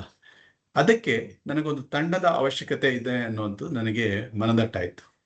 ಆ ಕಾರಣಕ್ಕಾಗಿ ಒಂದು 5 ಜನರ ತಂಡವನ್ನ ನಾನು ನಮ್ಮ ಗುಂಪಿನಿಂದಲೇ ಆರಿಸಿ ಅದನ್ನ ಕಟ್ಟಿದೆ. ಇದರಲ್ಲಿ ಮೊದಲನೆಯವರು ಶ್ರೀನಾಥ್ ಅಂತ. ಶ್ರೀನಾಥ್ ಅವರು ಒಬ್ಬ ಯಶಸ್ವಿ ಉದ್ದಿಮೆದಾರರು. ಅವರಿಗೆ ಹಾಡಿನ ಹುಚ್ಚು ನನಗಿಂತ ಹೆಚ್ಚು. ಅವರು ಯಾವುದೇ ಒಂದು ಕನ್ನಡ ಅಥವಾ ಹಿಂದಿ ಸಿನಿಮಾ ಗೀತೆಯನ್ನು ಕೇಳಿದ್ರೆ ಇದರಲ್ಲಿ ಹಾಡು ಹೇಳಿದವರು ಯಾರು, ಗಾಯಕರು ಯಾರು, ಅದರ ಸಾಹಿತ್ಯ ಬರೆದಿರುವವರು ಯಾರು, ಅದರ ಸಂಗೀತ ಯಾರು ಸಂಯೋಜಿಸಿದ್ದು, ಆ ಹಾಡಿನಲ್ಲಿ ಯಾರ ಮೇಲೆ ಚಿತ್ರೀಕರಿಸಲ್ಪಟ್ಟಿತ್ತು, ಇದೆಲ್ಲ ಅವ್ರು ಪಟಪಟ ಅಂತ ಹೇಳ್ತಾರೆ. ಅವರಿಗೆ ನಾನು ಕೊಟ್ಟಂತ ಒಂದು ಕೆಲಸ ಏನಂದ್ರೆ ಈ ಕಾರ್ಯಕ್ರಮದ ಧ್ವನಿವರ್ಧಕದ ವ್ಯವಸ್ಥೆಯನ್ನ ನೀವು ಮಾಡಬೇಕು ಅಂತ ಅವ್ರನ್ನ ಕೇಳ್ಕೊಂಡೆ. ಅವರು ಒಪ್ಕೊಂಡ್ರು. ಮತ್ತೆ ಎರಡನೇ ತಂಡದ ಸದಸ್ಯರು ಶೈಲೇಶ್ ಶೆಟ್ಟಿ ಅಂತ. ಇವರು ಆಸ್ಟ್ರಾಜೆನೆಕಾ ಫಾರ್ಮಾದ ಕಂಪ್ನಿಯಲ್ಲಿ ಉದ್ಯೋಗಿಯವರು. ಸ್ಟಾರ್ ಮೇಕರ್ಸ್ ಅನ್ನುವಂತ ಒಂದು ಆ್ಯಪ್ ಇದೆ ಹಾಡುಗಾರರಿಗೆ, ನೀವು ಅಲ್ಲಿ ಹಾಡಬಹುದು. ಆ ಆ್ಯಪ್ ನಲ್ಲಿ ಇವರು 3000 ಹಾಡನ್ನ ಹಾಡಿದ್ದಾರೆ. ಅವರಿಗೆ 1000ಕ್ಕಿಂತಲೂ ಹೆಚ್ಚಿನ ಫಾಲೋವರ್ಸ್ ಇದ್ದಾರೆ. ಇವರಿಗೆ ನಮ್ಮ ಈ ಕಾರ್ಯಕ್ರಮದ ರಂಗ ಸಜ್ಜಿಕೆ ಮತ್ತು ದೀಪಾಲಂಕಾರದ ವ್ಯವಸ್ಥೆಯನ್ನ ನಾನು ಇವರಿಗೆ ವಹಿಸ್ಕೊಟ್ಟೆ. ಮತ್ತೆ ಮೂರನೇ ಅವರು ರಾಜೇಶ್ ರಾವ್ ಅಂತ. ಅವರು ಒಂದು ಜರ್ಮನ್ ಕಂಪನಿಯಲ್ಲಿ ಇಂಟರ್ನ್ಯಾಷನಲ್ ಸೇಲ್ಸ್ ಮ್ಯಾನೇಜರ್ ಆಗಿದ್ದಾರೆ. ಅವ್ರಿಗೆ ಹಾಡಿನಲ್ಲಿ ಆಸಕ್ತಿ, ಜೊತೆಗೆ ತಿಂಡಿ ಪ್ರಿಯರ್ ಇವರು. ಸೊ ಈ ಕಾರ್ಯಕ್ರಮದ ಸಮಯದಲ್ಲಿ ಫುಡ್ ಸ್ಟಾಲ್ ನ ವ್ಯವಸ್ಥೆ ಮಾಡುವಂತ ಒಂದು ಕೆಲಸವನ್ನ ನಾನು ಅವರಿಗೆ ವಹಿಸ್ಕೊಟ್ಟೆ. 4ನೇ ವ್ಯಕ್ತಿ ಸಂಜಯ್ ಶಾನ್ಭಾಗ್ ಅಂತ. ಅವರು ಹಾಡಿನಾಗಿ ಯಾಕೆ ಆಸಕ್ತಿ, ಅವರು ಮಡದಿ ಕೂಡ ಹಾಡ್ತಾರೆ. ಅವರು ಹಾಡಿನಲ್ಲಿ ಅವರ ಜೋಡಿ. ಸೊ ನಮ್ಮ ಈ ಕಾರ್ಯಕ್ರಮಕ್ಕಾಗಿ ಬೇಕಾಗುವಂತ ಸೀಟಿಂಗ್ ಆಗ್ಲಿ ಅಥವಾ ಸೆಕ್ಯೂರಿಟಿ ಆಗ್ಲಿ ಮತ್ತು ಒಟ್ಟಾರೆ ಉಸ್ತುವಾರಿ ಲ್ಯಾಷನ್ ಇರ್ಬೋದು, ಈ ಉಸ್ತುವಾರಿಯ ಕೆಲಸವನ್ನ ನಮ್ಮ ಸಂಜಯ್ ಶಾನ್ಭಾಗ್ ಅವರಿಗೆ ಕೊಟ್ಟೆ. 5ನೇ ಅವನು ನಾನು. ನನಗೂ ಹಾಡಂದ್ರೆ ಪಂಚಪ್ರಾಣ. ನಾನು ಈ ಕಾರ್ಯಕ್ರಮದ ಒಂದು ಪ್ರಚಾರ ಮತ್ತು ಅದಕ್ಕಾಗಿ ಮೆಸೇಜ್ ಕ್ರಿಯೇಟ್ ಮಾಡೋದು, ಅದಕ್ಕಾಗಿ ವಿಡಿಯೋವನ್ನು ಕ್ರಿಯೇಟ್ ಮಾಡೋದು, ಈ ಕೆಲಸವನ್ನ ನಾನು ವಹಿಸ್ಕೊಂಡೆ. ಹೀಗೆ ನಮ್ಮ ಒಂದು ಕಾರ್ಯಕ್ರಮವನ್ನ ಯೋಜಿಸಿ ನಮ್ಮ ತಂಡಕ್ಕೆ ವಿವಿಧ ಜವಾಬ್ದಾರಿಯನ್ನ ಕೊಟ್ಟು ಈ ಮುಸ್ಸಂಜೆ ಮೆಲೋಡೀಸ್ ಕಾರ್ಯಕ್ರಮ 4ನೇ ಸೀಸನ್ ಅನ್ನ ಪ್ರಕಟಿಸಿದ ಕೆಲವೇ ದಿನಗಳಲ್ಲಿ ಸುಮಾರು 26 ಜನ ಉದಯೋನ್ಮುಖ ಗಾಯಕರುಗಳು ತಮ್ಮ ಹೆಸರನ್ನ ಇದರಲ್ಲಿ ನೋಂದಾಯಿಸಿಕೊಂಡ್ರು. ಈ ಗುಂಪು ಹೇಗಿತ್ತಂದ್ರೆ ಇದರಲ್ಲಿ ವೃತ್ತಿಪರರಿದ್ರು, ಗೃಹಿಣಿಯರಿದ್ರು, ಉದ್ದಿಮೆದಾರರಿದ್ರು, ಕಲಾವಿದರಿದ್ರು, ಚಿತ್ರಕಾರರಿದ್ರು. ಇಂಥ ಒಂದು ವೈವಿಧ್ಯಮಯವಾದಂತ ಒಂದು ವ್ಯಕ್ತಿಗಳ ಒಂದು ಗುಂಪು ಇದಾಗಿತ್ತು. 1 ತಿಂಗಳ ಕಾಲ ಪ್ರತಿದಿನ ಸಂಜೆ ಬಿಡುವು ಮಾಡಿಕೊಂಡು ಈ ಸಂಗೀತದ ಪೂರ್ವಾಭ್ಯಾಸ ಅಂದ್ರೆ ರಿಹರ್ಸಲ್ನ ನಾವು ಮಾಡಿದ್ವಿ. ಈ ರಿಹರ್ಸಲ್ ಯಾವ ತರ ಇತ್ತಂದ್ರೆ ಇದೊಂದು ಬರೀ ಹಾಡೋದು ಮಾತ್ರ ಇರಲಿಲ್ಲ. ಇದರಲ್ಲಿ ಹಾಸ್ಯ ಇತ್ತು, ಮೋಜಿತ್ತು, ತಿಂಡಿಗಳ ವಿನಿಮಯ ಇತ್ತು. ಒಂದು ರೀತಿಯ ಸಾಮರಸ್ಯತೆ ಈ ರಿಹರ್ಸಲ್ನ ಟೈಮ್ನಲ್ಲಿ ನಮ್ಮಲ್ಲಿ ಮೂಡಿ ಕಾರ್ಯಕ್ರಮವನ್ನು ಯಾವತ್ತು ನಾವು ಪ್ರದರ್ಶಿಸ್ತೇವೆ ಅನ್ನುವಂತ ಒಂದು ಉತ್ಸಾಹ ಅವಾಗಲೇ ಉಂಟಾಗಿತ್ತು. ಈ ಎಲ್ಲದರ ಮಧ್ಯೆ ನಮ್ಮ ಈ 30 ದಿನಗಳು ಕಳೆದು ಹೋದಿದೆ ನಮ್ಗೆ ಗೊತ್ತಾಗ್ಲಿಲ್ಲ. ನಮ್ಮ ಈ 5 ಜನರ ಈ ಯೋಜನಾ ತಂಡವನ್ನ ಪಂಚಾಮೃತ ಇಲ್ಲ ಫ್ಯಾಂಟಾಸ್ಟಿಕ್ 5 ಅಂತಲೇ ಎಲ್ಲರೂ ಗುರುತಿಸ್ತಾ ಇದ್ರು. ಕಾರ್ಯಕ್ರಮದ ಎಲ್ಲ ಕೆಲಸಗಳನ್ನ ಈ ಸದಸ್ಯರಲ್ಲಿ ಹಂಚಿರೋದ್ರಿಂದ ನನಗೆ ಈ ಕಾರ್ಯಕ್ರಮ ಯಶಸ್ವಿ ಆಗುತ್ತಾ ಇಲ್ವೋ ಅನ್ನುವಂತ ಒಂದು ಆತಂಕ ಇವಾಗ ಇರಲಿಲ್ಲ. ಒಂದು ರೀತಿಯ ನಿರಾಳತೆ ನನ್ನಲ್ಲಿ ನನಗೆ ಅನಿಸಿತ್ತು. ನೋಡ್ತಾ ಇದ್ದಂತೆ ಜನವರಿ 31 ಬಂದೇ ಬಿಡ್ತು. ಆ ಭಾನುವಾರ ಸುಮಾರು 2 ಗಂಟೆ ಸಮಯಕ್ಕೆ ಸ್ಟೇಜ್ ಅವಾಗಲೇ ಸಿದ್ಧ ಆಗಿತ್ತು, ದೀಪಾಲಂಕಾರ ರೆಡಿ ಆಗಿತ್ತು, 8x16 LED ವಾಲ್ ಎಲ್ಲ ಹಾಕ್ಬಿಟ್ಟಿದ್ರು. ನಮ್ಮ ಶೈಲೇಶ್ ಶೆಟ್ಟಿ ಅವರ ಎಲ್ಲ ಕಾರ್ಯವೈಖರಿಯ ನಿಚ್ಚಳತೆಯಲ್ಲಿ ಕಾಣ್ತಾ ಇತ್ತು. 4 ಗಂಟೆ ಸುಮಾರಿಗೆ ಧ್ವನಿವರ್ಧಕಗಳು ಸಿದ್ಧವಾಗಿದ್ದು, ಹಾಡುಗಾರರಿಗೆ ಸಾಹಿತ್ಯವನ್ನು ತೋರಿಸುವಂತ ಟಿವಿ ರೆಡಿ ಆಗಿತ್ತು. ಎಲ್ಲ ಮೈಕ್ಗಳ ಆಡಿಯೋ ಚೆಕ್ ಮಾಡಿ ಶ್ರೀನಾಥ್ ಅವರು ಅದನ್ನು ಸುಸಜ್ಜಿತವಾಗಿ ಇಟ್ಟಿದ್ರು. 6 ಗಂಟೆ ಸುಮಾರಿಗೆ ನಮ್ಮ ರಾಜೇಶ್ ಅವರ ಎಲ್ಲ ಫುಡ್ ಸ್ಟಾಲ್ಗಳು ಘಮ ಘಮ ಅಂತ ಇತ್ತು. ನಮ್ಮ ಸಂಜಯ್ ಉಳಿದ ಉಸ್ತುವಾರಿ ಎಲ್ಲ ಮಾಡಿದ್ರಿಂದ ನನಗೆ ಕೊನೆ ಕ್ಷಣದ ಒಂದು ಆತಂಕ ಎಲ್ಲೂ ಇರಲೇ ಇಲ್ಲ. 6:30ಕ್ಕೆ ನನ್ನ ವಿಡಿಯೋ ಅನ್ನು ನೋಡಿದಂತ ಬಹಳಷ್ಟು ಜನ ಇದರಿಂದ ಕುತೂಹಲ ಭರಿತರಾಗಿ ಅಲ್ಲಿ 250ರಿಂದ 300 ಜನ ಆಗ್ಲೇ ಸೇರಿದ್ರು. 6:30ಕ್ಕೆ ನಮ್ಮ ಮುಸ್ಸಂಜೆ ಮೆಲೋಡಿಸ್ ಕಾರ್ಯಕ್ರಮ ಶುರುವಾಯಿತು. ಜನರ ಚಪ್ಪಾಳೆ ಹುರಿದುಂಬಿಸುವ ಮಧ್ಯೆ 28 ಹಾಡುಗಳು ಬಾಲಿವುಡ್ ನಿಂದ ಹಾಗೂ ನಮ್ಮ ಸ್ಯಾಂಡಲ್ವುಡ್ ನಿಂದ ಬಂದಂತ ಗೀತೆಗಳನ್ನ ಈ ನಮ್ಮ ಉದಯೋನ್ಮುಖ ಗಾಯಕರು ಬಹಳ ಸುಶ್ರಾವ್ಯವಾಗಿ ಮನೋರಂಜನಾತ್ಮಕವಾಗಿ ಎಲ್ಲರ ಮುಂದೆ ಪ್ರದರ್ಶಿಸುತ್ತಿದ್ದರು. 3.5 ಗಂಟೆಗಳ ಕಾಲಿನ ಈ ರಸಸಂಜೆ ಕಾರ್ಯಕ್ರಮ ಒಂದು ಅತ್ಯುತ್ತಮ ಸೂಪರ್ ಹಿಟ್ ಯಶಸ್ವಿಯಾಗಿತ್ತು ಅಂತ ನನಗೆ ಅವಾಗ ಅನಿಸ್ತು. ಶ್ರೀನಾಥ್ ಅವರ ಉತ್ತಮ ಧ್ವನಿವರ್ಧಕ ಇರ್ಬೋದು, ಶೈಲೇಶ್ ಅವರ ರಂಗಸಜ್ಜಿಕೆ ಇರ್ಬೋದು, ರಾಜೇಶ್ ಅವರ ಫುಡ್ ಸ್ಟಾಲ್ಸ್ ಇರ್ಬೋದು, ಅಥವಾ ನಮ್ಮ ಸಂಜಯ್ ಅವರ ಉಸ್ತುವಾರಿ ಇರ್ಬೋದು, ನನ್ನ ವಿಡಿಯೋಗಳೇ ಇರ್ಬೋದು, ಅದರ ಜೊತೆಗೆ ನಮ್ಮ ಎಲ್ಲ ಈ ಉದಯೋನ್ಮುಖ ಕಲಾವಿದರು ವೈವಿಧ್ಯಮಯವಾಗಿ ಈ ಕಾರ್ಯಕ್ರಮ ನಡೆಸಿಕೊಟ್ಟಿದ್ದು ಒಂದು ಸೂಪರ್ ಹಿಟ್ ಆಗಿತ್ತು ಅನ್ನೋಂಥದ್ದೇ ನನ್ನ ಭಾವನೆ. ಅವತ್ತು ಇನ್ನೊಂದು ಮುಖ್ಯವಾದ ವಿಷಯ ನಡೀತು. ಏನಂದ್ರೆ ಹಲವಾರು ಜನ ನಮ್ಮ ಈ ಸ್ಟಾರ್ಸ್ ಆಫ್ ಗಾರ್ಡನಿಯಾ ಸೇರೋದಕ್ಕೆ ಬಹಳ ಉತ್ಸಾಹವನ್ನ ಪ್ರದರ್ಶಿಸಿದ್ರು. ಈ ನಿಟ್ಟಿನಲ್ಲಿ ಈ ಕಾರ್ಯಕ್ರಮವನ್ನು ಸಂಯೋಜಿಸಿದಾಗ ನಾನು ಕಲಿತುಕೊಂಡ ಪಾಠ ಏನಂದ್ರೆ, ಮೊದಲನೇದಾಗಿ 7 ವಿವಿಧ ಸ್ವರಗಳು ಸೇರಿ ಒಂದು ಸಂಗೀತವಾಗುವ ತರ ಹಲವಾರು ಜನರಿಂದ ಹಲವಾರು ಸದಸ್ಯರು ಸೇರಿ ಸಮರಸದಲ್ಲಿ ಬೆರೆತರೆ ಅಂತ ಒಂದು ಕಾರ್ಯ ಯಶಸ್ವಿಯಾಗುವುದರಲ್ಲಿ ಯಾವುದೇ ಸಂಶಯ ಇರೋದಿಲ್ಲ. ಒಂದು ದೊಡ್ಡ ಕಾರ್ಯವನ್ನ ಹಲವಾರು ಭಾಗಗಳಾಗಿ ವಿಂಗಡಿಸಿ ಸದಸ್ಯರಿಂದ ಅದನ್ನು ನಿರ್ವಹಿಸಿದಾಗ ಆ ಕಾರ್ಯ ಯಾವುದೇ ಅಡೆತಡೆ ತೊಡಕುಗಳು ಇಲ್ಲದೆ ಸುಗಮವಾಗಿ ಸುಲಲಿತವಾಗಿ ನಡೆಯುತ್ತದೆ ಅನ್ನೋದು ನಂದು ನಾನು ಕಲಿತಂತ 2ನೇ ಪಾಠ. 3ನೇದಾಗಿ ನಮ್ಮ ಉದ್ದೇಶ, ನಮ್ಮ ಕಲ್ಪನೆಯನ್ನ ಇತರರ ಜೊತೆ ಹಂಚಿಕೊಂಡಾಗ, ಅವರು ಅದನ್ನ ಅರ್ಥ ಮಾಡಿಕೊಂಡಾಗ, ಆ ಕಲ್ಪನೆಗಳನ್ನ ಸಾಕಾರ ಮಾಡುವಲ್ಲಿ ಅವರೆಲ್ಲರೂ ಒಗ್ಗಟ್ಟಿನಿಂದ ದುಡಿತಾರೆ. ವಿವಿಧತೆಯಲ್ಲಿ ಏಕತೆಯನ್ನ ನಾವು ಈ ಕಾರ್ಯಕ್ರಮದ ವಿಜಯದ ಮೂಲಕ ನಾವು ಕಂಡಂತಾಗಿದೆ. ನಮ್ಮ ಮುಂದಿನ ವರ್ಷದ ಕಾರ್ಯಕ್ರಮದ ತಯಾರಿಯ ಉತ್ಸಾಹ ಇಂದಿನಿಂದಲೇ ಶುರುವಾಗಿದೆ. ನಮ್ಮ ಈ ಒಂದು ಮುಸ್ಸಂಜೆ ಮೆಲೋಡಿ ಸೀಸನ್ 4 ಅನ್ನುವಂಥದ್ದು ಯೂಟ್ಯೂಬ್ ನಲ್ಲಿ ಲೈವ್ ಆಗಿ ಪ್ರಸ್ತುತ ಆಗಿತ್ತು. ಅದರ ಲಿಂಕ್ ಅನ್ನ ನಾನು ಇಲ್ಲಿ ನಿಮ್ಮ ಚಾಟ್ ನಲ್ಲಿ ಹಾಕ್ತೀನಿ. ನಿಮಗೆ ಬಿಡುವಿದ್ದಾಗ ಅದನ್ನ ನೋಡ್ಬೋದು ಅಂತ ಹೇಳ್ತಾ ನನ್ನ ಭಾಷಣವನ್ನು ಮುಗಿಸ್ತಾ ಧನ್ಯವಾದಗಳು. ಮತ್ತೆ ಸೂತ್ರಧಾರರಿಗೆ ವೇದಿಕೆನ ಹಿಂದಿರುಗಿಸ್ತಾ ಇದ್ದೀನಿ. ಧನ್ಯವಾದಗಳು. ಧನ್ಯವಾದಗಳು ಪೋಸ್ಟ್ ಮಾಸ್ಟರ್ ಉಮಾನಾಥ್ ಸರ್ ಅವರೇ. ತಾವು ಸೌಮ್ಯ ಸ್ವಭಾವದವರು ಅಂತ ಇದುವರೆಗೆ ನೋಡಿದೀವಿ. ನಿಮ್ಮ ಉಗ್ರ ಸ್ವಭಾವ ನಮಗ್ ಗೊತ್ತಿಲ್ಲ. ಅದಕ್ಕೋಸ್ಕರ what I perceived I just ನಾನೇನ್ ಕೇಳಿ ನೋಡಿದ್ದೀನಿ ಅದ್ರ ಮಾತ್ರ ಹೇಳಿದ್ದೀನಿ ಸರ್. ಮುಂದುವರೆದು ಸ್ಟೀರಿಯೋಟೈಪ್ ಅಲ್ಲಿ ಈ ದೈಹಿಕ ಆಕರ್ಷಣೆಯ ಸ್ಟೀರಿಯೋಟೈಪ್ಗಳು ಹಾಗೂ ಅದು ಪರ್ಟಿಕ್ಯುಲರ್ ಆಗಿ ಮಹಿಳೆಯರ ಮೇಲೆ ಜಾಸ್ತಿ ಇರುತ್ತೆ.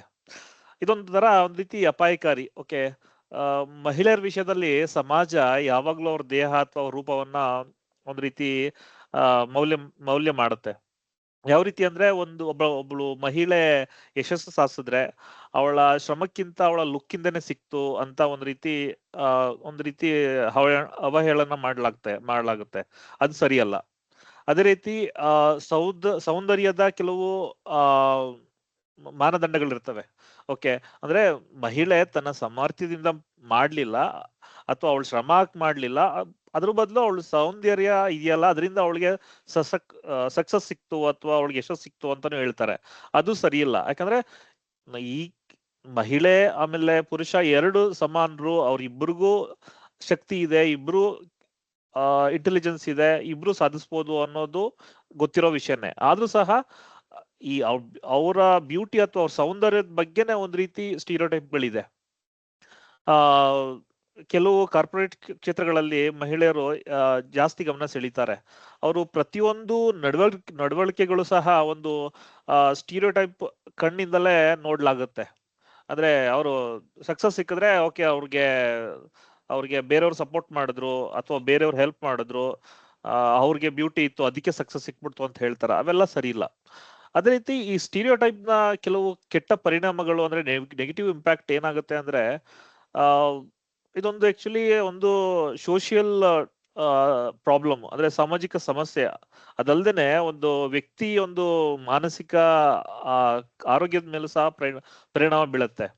ಓಕೆ, ನಾನು ಹೇಗ್ ಕಾಣಿಸ್ತಿದ್ದೀನಿ ಅಂತ ಆತಂಕ ಇರುತ್ತೆ. ಆಮೇಲೆ ನಾನು ಏನ್ ಮಾಡಬಲ್ಲೆ ಅಂತ ಒಂದು ಅವನ್ನ ಏನ್ ಆತ್ಮವಿಶ್ವಾಸ ಇರುತ್ತೆ ಅದನ್ನೆಲ್ಲ ಕುಗ್ಗಿಸ್ಬಿಡ್ಬೋದು.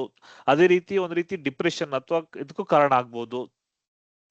ಅಥವಾ ಏನಾಗುತ್ತೆ ಅಂತ ಅಂದ್ರೆ ಒಂದು ವ್ಯಕ್ತಿ ಹರಣನೂ ಆಗ್ಬೋದು. ಒಬ್ಬ ವ್ಯಕ್ತಿ ನೈಜ ಪ್ರತಿಭೆ ಅಥವಾ ವ್ಯಕ್ತಿತ್ವವನ್ನು ಅದನ್ನ ಐಡೆಂಟಿಫೈ ಅಥವಾ ಗುರುತಿಸೋ ಬದಲು ಅವನು ಕೇವಲ ಒಂದು ಇವನು ಈ ತರ ಅಂತ ಒಂದು ಲೇಬಲ್ ಮಾಡಿ ನೋಡ್ಲಾಗುತ್ತೆ. ಅದು ಸರಿ ಇಲ್ಲ. ಓಕೆ, ಅದೇ ರೀತಿ ಕೆಲವು ಈ ಸ್ಟೀರಿಯೋಟೈಪ್ ಗಳಿಂದ ಕೆಲವು ಆಪರ್ಚುನಿಟಿ ಮಿಸ್ ಆಗುತ್ತೆ, ಅದು ಅವಕಾಶಗಳು ಸಿಗಲ್ಲ.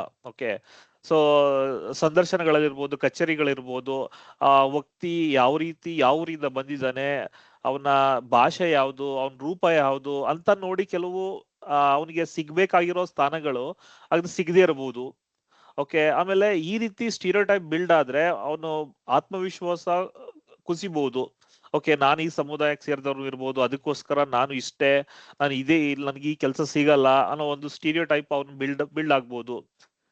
ಈ ನಂಬಿಕೆಗಳು ಜನರನ್ನ ಇವರನ್ನ ನೋಡೋ ರೀತಿಯನ್ನ ಬೇರೆ ರೀತಿ ನೋಡ್ತಾರೆ. ಅದಕ್ಕೋಸ್ಕರ ಇದು ತಾರತಮ್ಯಕ್ಕೂ ಕಾರಣ ಆಗ್ಬೋದು. ಇಷ್ಟು ಹೇಳ್ತಾ ನಮ್ಮ ಸಭೆಯ ಮುಂದಿನ ಹಂತಕ್ಕೆ ನಾವು ಹೋಗೋಣ. ನಮ್ಮ ಸಭೆಯ ಮುಂದಿನ ಹಂತನೇ ನಮ್ಮ ಇಂದಿನ ಟೇಬಲ್ ಟಾಪಿಕ್ ಸೆಗ್ಮೆಂಟು. ಇಂದಿನ ಟೇಬಲ್ ಟಾಪಿಕ್ ನ ನಡೆಸ್ಕೊಳ್ಳೋರು ನಮ್ಮ ಸಭೆಯ ನಮ್ಮ ಕ್ಲಬ್ಬಿನ ಮತ್ತೊಬ್ಬ ಸದಸ್ಯರಾದ ಟೋಸ್ಟ್ ಮಾಸ್ಟರ್ ರಾಘವೇಂದ್ರ ಅವರು. ಅವ್ರಿಗೆ ವೇದಿಕೆ ಹಸ್ತಾಂತರಿಸಿರೋ ಅವ್ರಿಗೆ ವೇದಿಕೆಯನ್ನ ನೀಡೋ ಮುಂಚೆ ಅವ್ರ ಬಗ್ಗೆ ಒಂದೆರಡು ಮಾತು. ಇವ್ರು ನೋಡ್ತಿದ್ರೆ ಒಂದು ಗಾದೆ ನೆನಪಿಗೆ ಬರುತ್ತೆ, ಏನೋ ತುಂಬಿದ್ ಕೂಡ ತುಳ್ಕೋದಿಲ್ಲ ಅನ್ನೋ ತರ. ಈ ಗಾದೆಗೆ ಇವರಿಷ್ಟು ಒಂದ್ ರೀತಿ ಅನುರೂಪವಾಗಿದ್ದಾರೆ. ಓಕೆ, ನಮ್ಮ ಕ್ಲಬ್ಬಿನ ಇವರು ಒಬ್ಬ ಸೌಮ್ಯ ಸ್ವಭಾವದ ಸದಸ್ಯ. ಇವರ ಪ್ರತಿಯೊಂದು ಕೆಲಸದಲ್ಲೂ ನಾವು ಒಂದು ಅಚ್ಚುಕಟ್ಟತನವನ್ನ ನಾವು ಕಾಣಬಹುದು.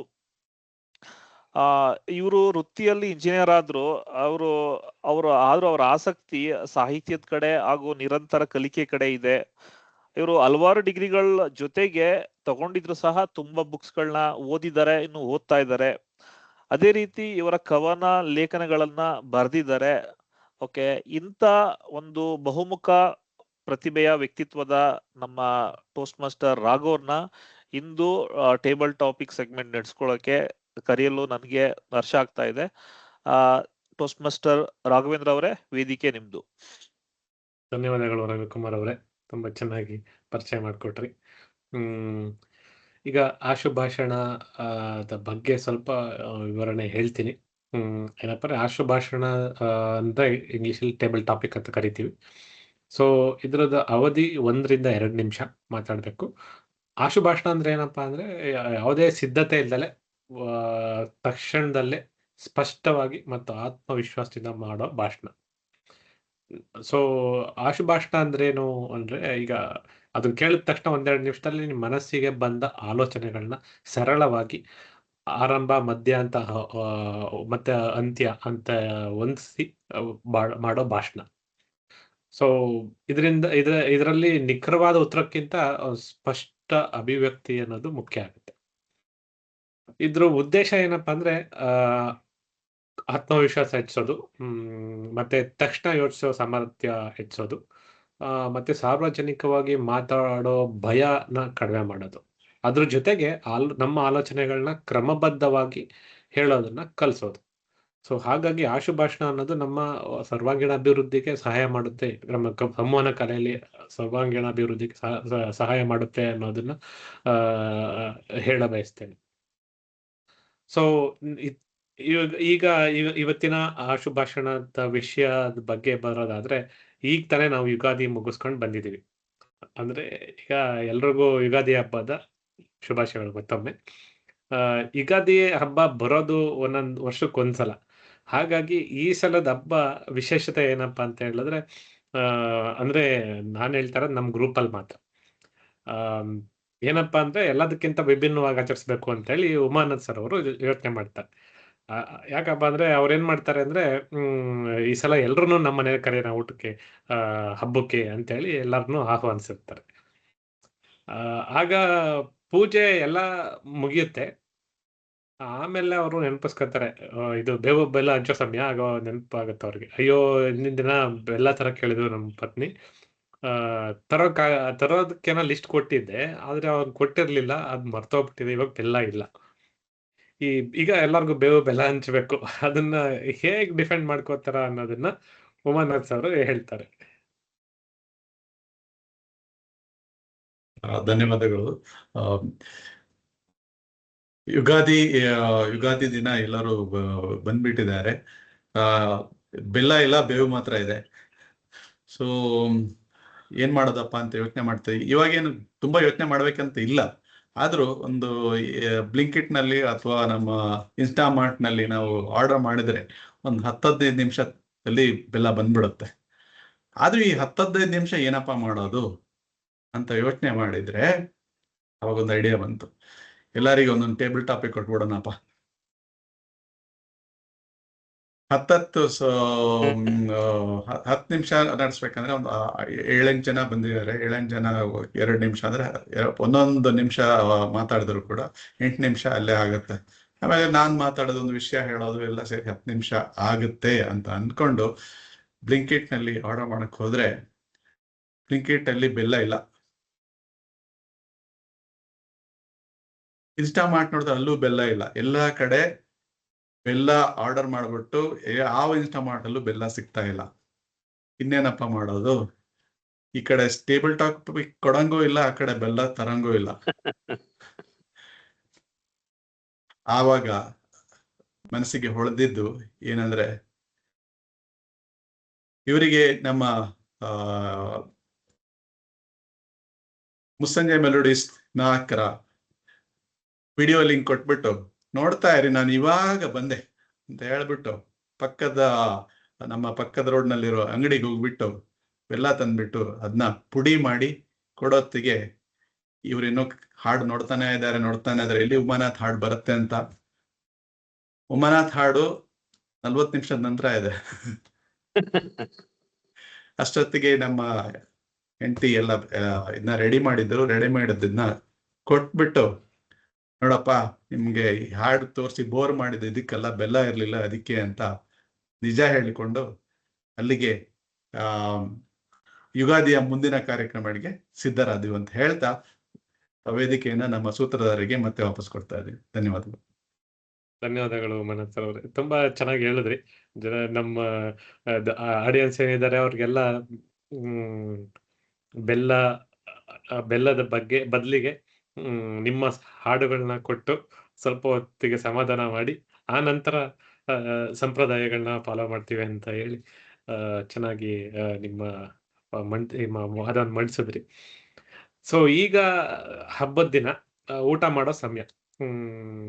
ಬಡಿಸೋವಾಗ ಉಮಾನಾಥ್ ಸರ್ ಅವ್ರ ಪತ್ನಿ ಏನ್ ಮಾಡ್ತಾರೆ, ಮಾವಿನಕಾಯಿ ಚಟ್ನಿ ಮಾಡ್ಬಿಟ್ಟಿರ್ತಾರೆ, ತುಂಬಾ ಚೆನ್ನಾಗಿ ಮಾಡಿರ್ತಾರೆ. ಅದನ್ನ ಬಡಿಸಿದಾಗ ರವಿಕುಮಾರ್ ಅವರು ಮಾವಿನಕಾಯಿ ಬಗ್ಗೆ ಒಂದು ಇಂಟ್ರೆಸ್ಟಿಂಗ್ ಘಟನೆ ನೆನಪಾಗ್ಬಿಟ್ಟು ಹೇಳ್ತಾರೆ. ನಾನು ಚಿಕ್ಕ ಹುಡುಗ ಇದ್ದಾಗ ಸ್ಕೂಲಲ್ಲಿ ಓದೋವಾಗ ನಾವು ಅಲ್ಲಿ ಪಕ್ಕದ ತೋಟದ ಮಾವಿನ ಮರದಲ್ಲಿ ಮಾವಿನಕಾಯಿ ಕದ್ದಿದೆ ಅಂತೇಳಿ, ಮಾವಿನಕಾಯಿ ಕಳ್ತನ ಮಾಡೋದು ಪಾಪನ ಅಥವಾ ಬಾಲ್ಯದ ಹಕ್ಕ ಅಂತ ಹೇಳ್ಕೊಂಡು ತಮ್ಮ ನಿಲುವನ್ನ ಈಗ ಸಮರ್ಥನೆ ಮಾಡ್ಕೋತಾರೆ. ಧನ್ಯವಾದಗಳು ಟೋಸ್ಟ್ ಮಾಸ್ಟರ್ ರಾಘವೇಂದ್ರ ಅವರೇ. ನೀವು ಮಾವಿನಕಾಯಿ ವಿಷಯ ಬಂದ ತಕ್ಷಣ ನನ್ಗೆ ಮಾವಿನಕಾಯಿದು ಒಂದು ಘಟನೆ ನೆನಪಿಗೆ ಬರುತ್ತೆ. ನಾನು ಅದನ್ನೇ ಹಂಚ್ಕೊಳಕ್ ಇಷ್ಟಪಡ್ತೀನಿ.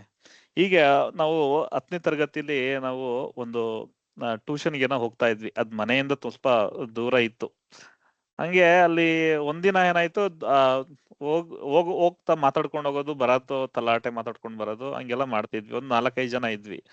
ಅಲ್ಲೊಂದು ಒಂದು ಗೆಸ್ಟ್ ಹೌಸ್ ಅಲ್ಲ, ಒಂದು ಕ್ವಾರ್ಟರ್ಸ್ ಇತ್ತು, ಯಾವ್ದೋ PW ಕ್ವಾರ್ಟರ್ಸ್ ಏನೋ ಇತ್ತು. ಅಲ್ಲಿ ಬೇಸಿಗೆ, ಅದು ಆಲ್ಮೋಸ್ಟ್ ಬೇಸಿಗೆ ಟೈಮಲ್ಲಿ ಮಾವಿನಕಾಯಿ ಬಿಟ್ಟಿರುತ್ತಲ್ಲ, ಕಾಂಪೌಂಡ್ ಮೇಲೆ ಮಾವಿನಕಾಯಿ ಕ್ವಾರ್ಟರ್ಸ್ ಅಲ್ಲಿ ಇತ್ತು. ನಾವು ನೋಡ್ತಿದ್ವಿ ಮಾವಿನಕಾಯಿ ಎಷ್ಟೊಂದು ಚೆನ್ನಾಗಿದೆಯಲ್ಲ ಅಂತ. ಒಂದಿನ ಹೇಳಿದ್ವಿ, ನಡ್ರಿ ಅಲ್ಲಿ ಮಾವಿನಕಾಯಿ ಚೆನ್ನಾಗಿದೆ, ಕಿರೋಣ ಅಂತ. ಅಲ್ಲಿ ಎಲ್ಲ ಹೋದ್ವಿ, 3 ಜನ ಹೋದ್ವಿ ಅನ್ಕೋತೀನಿ. 3 ಜನ ಕಾಂಪೌಂಡ್ ಹತ್ತಿ, ಒಬ್ಬ ಮರ ಹತ್ತಿ ಮಾವಿನಕಾಯಿ ಕೀಳ್ತಾ ಇದ್ದಾನೆ. ನಾನು ಕಾಂಪೌಂಡ್ ಹತ್ರ ಇದ್ದೀನಿ, ಇನ್ನೊಬ್ಬ ಕಾಂಪೌಂಡ್ ಹೊರಗಡೆ ಇದ್ದಾನೆ. ಕೊನೆಗೆ ಏನಾಯ್ತು, ಮಾವಿನಕಾಯಿ ಕಿತ್ತೊಂದ್ 2 ಎಸ್ತ, ಅಷ್ಟೊತ್ತಿಗೆ ಅಲ್ಲೆಲ್ಲೋ ಒಬ್ರು ಅಲ್ಲಿ ಇದ್ದದ್ದು ವಾಕ್ಮೆನ್ ಇರೋ ಕಾವಲ್ಗಾರ ಬಂದ ಅನ್ಸುತ್ತೆ. ಆಮೇಲೆ ಮಾವಿನಕಾಯಿ ಮರ ಹತ್ತದವ್ ನನ್ನ ಫ್ರೆಂಡು. ಓಕೆ, ಆಮೇಲೆ ಅವನಿಗೆ ಭಯ ಜಾಸ್ತಿ ಆಗೋಯ್ತು, ಭಯ ಆಯ್ತು. ಅವ್ನ ಹಿಡ್ದು ಏನ್ ಮಾಡ್ತಾರೋ, ಮಾವಿನಕಾಯಿ ಕಳ್ತನ ಮಾಡ್ತಾ ಇದ್ದೀವಿ ಅಂತ. ಕೊನೆಗೆ ಏನಾಯ್ತು, ಅವನ್ನ ಕೆಳಗಡೆ ಇಳಿಸ್ಬಿಟ್ಟು, ನಿನ್ ಫ್ರೆಂಡ್ಸು ಕರಿ, ನಾನ್ ಬಿಟ್ಬಿಡ್ತೀನಿ ಅಂದ್ರು. ಕಾವಲ್ಗಾರ ನನ್ನ ಫ್ರೆಂಡ್ ನ ಕೆಳಗಡೆ ಇಳಿಸ್ಬಿಟ್ಟು, ನಾವು ಕಾಂಪೌಂಡ್ ಹತ್ರ ಒಬ್ಬ ಇದ್ವಿ, ಕಾಂಪೌಂಡ್ ಇಂದ ಹಿಂದೆ ಜಂಪ್ ಮಾಡ್ಬಿಟ್ಟೆ, ಇನ್ನೊಬ್ಬ ಕಾಂಪೌಂಡ್ ಕೆಳಗಡೆ ಇದ್ದ. ನಿನ್ ಫ್ರೆಂಡ್ ಕರಿ, ನಿನ್ನೂ ಬಿಟ್ಬಿಡ್ತೀನಿ ಅಂತ. ನಮ್ಗ ಅಷ್ಟು ಗೊತ್ತಾಗಲ್ವಾ, ಅವನ್ ಫ್ರೆಂಡ್ ಕರೆದ್ರೆ ನಮ್ನು ಹಾಕೊಂಡ್ ಸರಿಯಾಗಿ ಬಾರಿಸ್ತಾರೆ ಅಂತ ಗೊತ್ತಿತ್ತು. ಅದಕ್ಕೋಸ್ಕರ ಏನೋ ಹೇಳ್ತಾರಲ್ಲ ಅಲ್ಲಿ, ಏನೋ ತಪ್ಪಿಸ್ಕೊಂಡ್ರೆ ಬೀಸೋದೊಣ್ಣೆನ್ ತಪ್ಪಿಸ್ಕೊಂಡ್ರೆ 12 ವರ್ಷ ಆಯ್ಸದ್ ಅಂತ ಅಂದ್ಬಿಟ್ಟು ನಾವ್ ಅಲ್ಲಿಂದ ಕಿತ್ಕೊಂಡು ಓಡ್ ಬಂದಾಗ ಅಲ್ಲಿ ಕೊನೆಗಲ್ಲಿ ನನ್ ಫ್ರೆಂಡ್ ಏನೋ ಒದೆ ತಿಂದು ಬಂದ. ಹಂಗಾದ್ರೆ ಇದು ಒಂದು ಒಂದು 10ನೇ ತರಗತಿಲಿ ನಡೆದ ಒಂದು ಘಟನೆ. ಈ ರೀತಿ ಒಂದು ಮಾವಿನಕಾಯಿ ಕಿತ್ಕೊಂಡ್ ಬರಕ್ ಹೋಗಿ ಈ ರೀತಿ ನಾವು ಅನುಭವಿಸಿದ್ವಿ. ಇಷ್ಟ ಹೇಳ್ತಾ ನನ್ನ ವೇದಿಕೆಯನ್ನು ಮರಳಿ ನಮ್ಮ ಟೋಸ್ಟ್ ಮಾಸ್ಟರ್ ರಾಘವೇಂದ್ರ ಅವ್ರಿಗೆ ನೀಡ್ತಾ ಇದ್ದೀನಿ. ವೇದಿಕೆ ನಿಮ್ದು, ರಾಘವೇಂದ್ರ ಅವರೇ. ಧನ್ಯವಾದಗಳು ರವಿಕುಮಾರ್ ಅವರೇ. ನಿಮ್ಮ ಬಾಲ್ಯದ ಘಟನೆಯನ್ನ ಚೆನ್ನಾಗಿ ವಿವರಿಸಿದ್ರಿ. ಸೊ ನೀವು ಮಾವಿನಕಾಯಿನ ಅಂತೂ ಮಾವಿನಕಾಯಿ ಕೀಳೋದಕ್ಕೆ ಹೋಗಿದ್ರಿ ಅಂತ ಒಪ್ಕೊಂಡ್ರಿ. ಈಗ ಇವಾಗ ಇವರು ರವಿಕುಮಾರ್ ಅವರೇನೋ ಒಪ್ಕೊಂಡ್ಬಿಟ್ರು ಮಾವಿನಕಾಯಿ ಕೀಳಕ್ ಹೋಗಿದ್ವಿ ಅಂತ. ಆ ಕ್ವಾರ್ಟರ್ಸ್ ಅವರು ಮತ್ತೆ ರವಿಕುಮಾರ್ನ ನೋಡ್ಬಿಟ್ರು. ಟೋಸ್ಟ್ ಮಾಸ್ಟರ್ ಸಭೆನ ಇದನ್ನ ರೆಕಾರ್ಡಿಂಗ್ ನ ಯೂಟ್ಯೂಬ್ ಅಲ್ಲಿ ಅಪ್ಲೋಡ್ ಮಾಡ್ಬಿಟ್ಟಾಗ ಅವರು ಅದನ್ನ ನೋಡ್ಬಿಟ್ಟು, ಈಗ ರವಿಕುಮಾರ್ ಅವರು ಅವ್ರ ಮೇಲೆ ಯಾವುದೋ ಒಂದು ಕೋಪ ಇದ್ದಿದ್ದನ್ನ ಇಟ್ಕೊಂಡ್ಬಿಟ್ಟು ಅವ್ರು ಕೋರ್ಟ್ಗೆ ಹೋಗ್ತಾರೆ. ಕೋರ್ಟ್ ಅಲ್ಲಿ ಆರೋಪ ಮಾಡ್ತಾರೆ. ಈಗ ಮೋಹನ್ ಮೂರ್ತಿ ಅವರು ಅವ್ರ ನ್ಯಾಯಾಲಯದಲ್ಲಿ ಅವರ ವಾದ ಮಂಡಿಸಿ ಅವ್ರನ್ನ ಡಿಫೆಂಡ್ ಮಾಡಿ ಗೆಲ್ಲಿಸ್ಬೇಕು.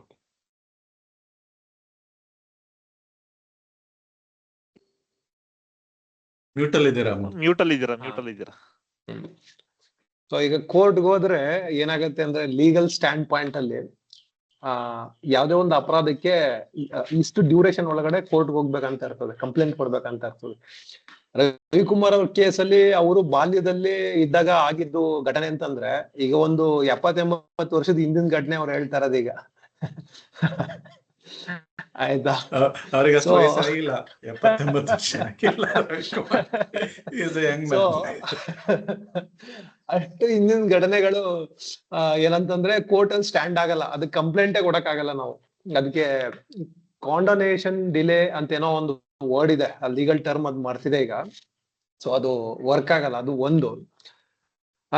ಎರಡನೇದು ಏನಂತಂದ್ರೆ, ಈಗ ಕಂಪ್ಲೇಂಟ್ ಕೊಡ್ತಾರಲ್ಲ, ಆ ಕಂಪ್ಲೇಂಟ್ ಕೊಟ್ಟಾಗ ಏನಾಗುತ್ತೆ, ಅದೊಂದು ಕ್ರಿಮಿನಲ್ ಇದಾಗತ್ತೆ. ಈಗ ನಾವು ಡಿಲೇ ಪಾರ್ಟ್ ಬಿಡೋಣ, ಡಿಲೇ ಪಾರ್ಟ್ ಬಿಟ್ಟಾಗ ಇದೊಂದು criminal offence. Criminal offence point ಇಂದ ನಾವು ರವಿಕುಮಾರ್ ಅವ್ರನ್ನ ಯಾವ ತರ ಡಿಫೆಂಡ್ ಮಾಡ್ಬೋದು ಕೋರ್ಟ್ ಅಲ್ಲಿ ಅಂತಂದ್ರೆ, ಅಲಿಬಿ ಕ್ರಿಯೇಟ್ ಮಾಡ್ಬೋದು. ಅಲಿಬಿ ಅಂತಂದ್ರೆ ಏನು, ಈಗ ಆ ಸಂದರ್ಭದಲ್ಲಿ ರವಿಕುಮಾರ್ ಅವ್ರು ಅಲ್ಲಿ ಇರಲಿಲ್ಲ ಅಂತ. ಈಗ ಹೆಂಗು ಏನಂತಂದ್ರೆ, ಅಚ್ರೇಕರ್ ಸರ್ಗೆ ರವಿಕುಮಾರ್ ಅವ್ರ ಬಗ್ಗೆ ಒಳ್ಳೆ ಅಭಿಪ್ರಾಯ ಇದೆ. ಸೊ ನಾನು ಅಚ್ರೇಕರ್ ಸರ್ ಜೊತೆ ಮಾತಾಡ್ತೀನಿ. ಸೊ ಆ ಸಂದರ್ಭದಲ್ಲಿ ರವಿಕುಮಾರ್ ಅವರು, ಆ ಘಟನೆ ನಡೆದಂತ ಸಂದರ್ಭದಲ್ಲಿ ರವಿಕುಮಾರ್ ಅವರು ಅಚ್ರೇಕರ್ ಸರ್ ಜೊತೆ ಬೆಳಗಾವಿಲಿ ಇಸ್ಪೀಟ್ ಆಡ್ತಾ ಇದ್ರು ಅಂತ ಒಂದು ಅಲಿಬಿ ಕ್ರಿಯೇಟ್ ಮಾಡಿದ್ದೇನೆ. ಆಮೇಲಿಂದ ಅಚ್ರೇಕರ್ ಸರ್ನ ಸಾಕ್ಷಿಯಾಗಿ ಅಲ್ಲಿಗೆ ಕರೆಸ್ತೀನಿ. ಸೊ ಅಚ್ರೇಕರ್ ಸರ್ಗೆ ಅವ್ರದೇ ಆದಂತ ಒಂದು ರೆಪ್ಯುಟೇಷನ್ ಇದೆ. ಮತ್ತೇನಂತಂದ್ರೆ, ಅವರು ಅವರ ಕ್ಷೇತ್ರದಲ್ಲಿ ಮಾಡಿರುವಂತ ಸಾಧನೆಗಳನ್ನ ಪರಿಗಣಿಸಿ ಅವರು ಒಂದು ಮಹತ್ವದ ಸಾಕ್ಷಿ ಅಂತಾನೆ ಕೋರ್ಟ್ ತೀರ್ಮಾನ ಮಾಡತ್ತೆ. ನಾನು ಆ ತರನೇ ವಾದ ಮಂಡಿಸೋದು, ಅವರ ಸಾಧನೆಗಳು, ಅವ್ರ ಏನೇನ್ ಮಾಡಿದ್ದಾರೆ ಅದನ್ನೆಲ್ಲ ಹೇಳಿ. ಆಮೇಲಿಂದ ಆಚರೇಕರ್ ಸರ್ ರವಿಕುಮಾರ್ ಅವ್ರ ಬಗ್ಗೆ ಅವರು ಒಂದು ಒಳ್ಳೆ ಅಭಿಪ್ರಾಯ ಇರೋದ್ರಿಂದ ಅವರು ಹೇಳ್ತಾರೆ, ಹಿಂಗ್ ಇಸ್ಬಿಟ್ ಆಡ್ತಾ ಇದ್ವಿ, ರಮ್ಮಿ ಆಡ್ತಾ ಇದ್ವಿ ಅವತ್ತು ನಾನು ರವಿಕುಮಾರ್ ಅದೇ ದಿವ್ಸ ಅಲ್ಲಿರ್ಲಿಲ್ಲ ಅಂತ. ಅವಾಗ ಏನಾಗತ್ತೆ, ಆ ಇದ್ರಲ್ಲಿ ಕೋರ್ಟ್ಗೆ ಮನವರಿಕೆ ಆಗತ್ತೆ ರವಿಕುಮಾರ್ ಅವ್ರು ಅಲ್ಲಿ ಇರ್ಲಿಲ್ಲ ಅಂತ. ಆದ ಕಾರಣ ಈ ಕೇಸು ಏನಂತಂದ್ರೆ ರವಿಕುಮಾರ್ ಅವರ ಪರವಾಗಿ ಆಗಿ ಅವರು ಅಪರಾಧದಿಂದ ಖುಲಾಸೆ ಆಗಿ ಆರೋಪ ಮುಕ್ತರಾಗ್ತಾರೆ. ಆಮೇಲಿಂದ ನಾವೆಲ್ಲ ಸೇರ್ಕೊಂಡು ಪಾರ್ಟಿ ಮಾಡ್ತೀವಿ ಅಷ್ಟೇ. ಇದನ್ನ ಹೇಳ್ತಾ ವೇದಿಕೆನ ಮರಳಿ ರಾಘವೇಂದ್ರ ಅವರು ಕೊಡ್ತೀನಿ. ಧನ್ಯವಾದಗಳು ಮೋಹನ್ ಮೂರ್ತಿ ಅವರೇ, ತುಂಬಾ ಚೆನ್ನಾಗಿ ತಮ್ಮ ಗೆಳೆಯ ರವಿಕುಮಾರ್ ಅವರನ್ನ ಡಿಫೆಂಡ್ ಮಾಡ್ಕೊಂಡ್ರಿ. ಈಗ ಟಾಪಿಕ್ ಹರ್ಷ ಅವ್ರಿಗೆ. ಎಲ್ರು ಊಟಕ್ಕೆ ಕೂತಿರ್ತಾರೆ. ಉಮಾನಾಥ್ ಸರ್ ಅವರ ಪತ್ನಿ ಅವರು ಎಲ್ಲ ಬಡಿಸ್ತಾರೆ ಊಟಕ್ಕೆ. ಆಗ ಟಿವಿನೂ ಹಾಕಿರ್ತಾರೆ. ಸೊ ಆಗ ಟಿವಿ ಬರೋವಾಗ ಟಿವಿ ಬರೋಕ್ ಮುಂಚೆ ಒಂದ್ ಸ್ವಲ್ಪ ದಿನದ ಹಿಂದೆ ಹರ್ಷ ಅವ್ರು ಏನ್ ಮಾಡಿರ್ತಾರೆ, ಪಂಚಾಂಗ ಪಠಣ ಮಾಡ್ತಾರಲ್ಲ, ಸಾಮಾನ್ಯ ಯುಗಾದಿ ಹಬ್ಬದ ದಿನ ಪಂಚಾಂಗ ಪಠಣ ಮಾಡ್ತಾರೆ, ಟಿವಿನಲ್ಲೆಲ್ಲ ನೇರ ಪ್ರಸಾರ ಮಾಡ್ತಾರೆ. ಅದಕ್ಕೆ ತಮ್ಮ ಜಾತಕ ಕಳಿಸ್ಬಿಟ್ಟಿರ್ತಾರೆ. ಆಗ ಅವರು ಇವರೆಲ್ಲ ಅವ್ರು ಊಟ ಮಾಡೋವಾಗ ಟಿವಿನಲ್ಲಿ ಬರ್ತಾ ಇರುತ್ತದು, ಟಿವಿ ಚಾನಲ್ ಚೇಂಜ್ ಮಾಡಿದಾಗ. ಆಗ ಜ್ಯೋತಿಷಿ ಅವರು ಅವ್ರ ಜಾತಕ ನೋಡ್ಬಿಟ್ಟು ಈ ತಿಂಗಳ ಕೊನೆಗೆ ಅವರು ಕೋಟ್ಯಾಧಿಪತಿ ಆಗ್ತಾರೆ ಅಂತ ಹೇಳ್ತಾರೆ. ಸೊ ಅಕಸ್ಮಾತ್ ಅವರು ಕೋಟ್ಯಾಧಿಪತಿ ಆಗ್ದಲೇ ಇದ್ರೆ ನಮ್ಮ ಕೈಯಿಂದಾನೇ ನಾನು ಆ 1 ಕೋಟಿ ಹಣನ ಅವ್ರಿಗೆ ಕೊಡ್ತೀನಿ ಅಂತ ಹೇಳಿ ಚಾಲೆಂಜ್ ಮಾಡ್ತಾರೆ ಅವರು. ಸೊ ಈಗ ಹರ್ಷ ಅವರು ಮರುದಿನದಿಂದ ಅಂದ್ರೆ ನೆಕ್ಸ್ಟ್ ಡೇ ಇಂದ ತಮ್ಮ ವರ್ತನೆ ಹೇಗಿರ್ಬೋದು ಅನ್ನೋದನ್ನ ಎಲ್ರ ಜೊತೆ ಹಂಚ್ಕೋತಾರೆ. Sir thank you so much. ನಿಮ್ ಬಾಯ್ ಹರಕಿಂದ ಕೋಟ್ಯಾಧಿಪತಿ ಆಗ್ಲಿ. ಸಪೋಸ್ ನಂದ ಸ್ಲ್ಯಾಂಗ್ ನಿಮ್ಗೆಲ್ಲರಿಗೂ ಅರ್ಥ ಆಗ್ತದಂತೆ ಐ ಹೋಪ್.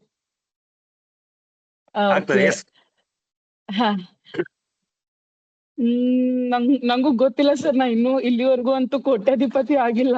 ಕೋಟ್ಯಾಧಿಪತಿ ಆದ್ಮೇಲೆ ಹೆಂಗಿರ್ತದ ಅಂತ ಹೇಳಿ ನಾನು ಈಗ ಇಮ್ಯಾಜಿನ್ ಅಂತೂ ಮಾಡ್ಲಿಕ್ಕೆ ಆಗಂಗಿಲ್ಲ. ಸಪೋಸ್ ಆದ್ರೆ ನಾದ ಸ್ವಲ್ಪ ಜಾಸ್ತಿ ದೇವ್ರಿಗ ಬೇಡ್ಕೊಳ್ಳೋ ಹಂಗ ಆಗ್ಬೋದು. ಅಂದ್ರೆ ಲೈಕ್ ಸ್ವಲ್ಪ ಜಾಸ್ತಿ ದೇವ್ರ ಮೇಲೆ ಭಕ್ತಿ ಹೋಗ್ಬೋದು, ಬಿಕಾಸ್ ದೇವ್ರ ಕಡೆಯಿಂದನ ಇದೆಲ್ಲ ಆತ ಅಂತ ಹೇಳಿ. ಸೊ ಅಷ್ಟೇ ಸರ್. ಮತ್ತ ಸ್ವಲ್ಪ ಜಾಸ್ತಿ ನನ್ ಕೈಲಿ ಆದಷ್ಟು ಎಲ್ಲಾರ್ಗು ಸಹಾಯ ಮಾಡ್ಬೋದು. ನನ್ ಕೈಲಿ ಆದಷ್ಟು ನನ್ ಕಣ್ಣಿಗೆ ಕಾಣುವಷ್ಟು ಎಷ್ಟಾಗ್ತದೆ ಅಷ್ಟು ಸಹಾಯ ಮಾಡ್ಬೋದು.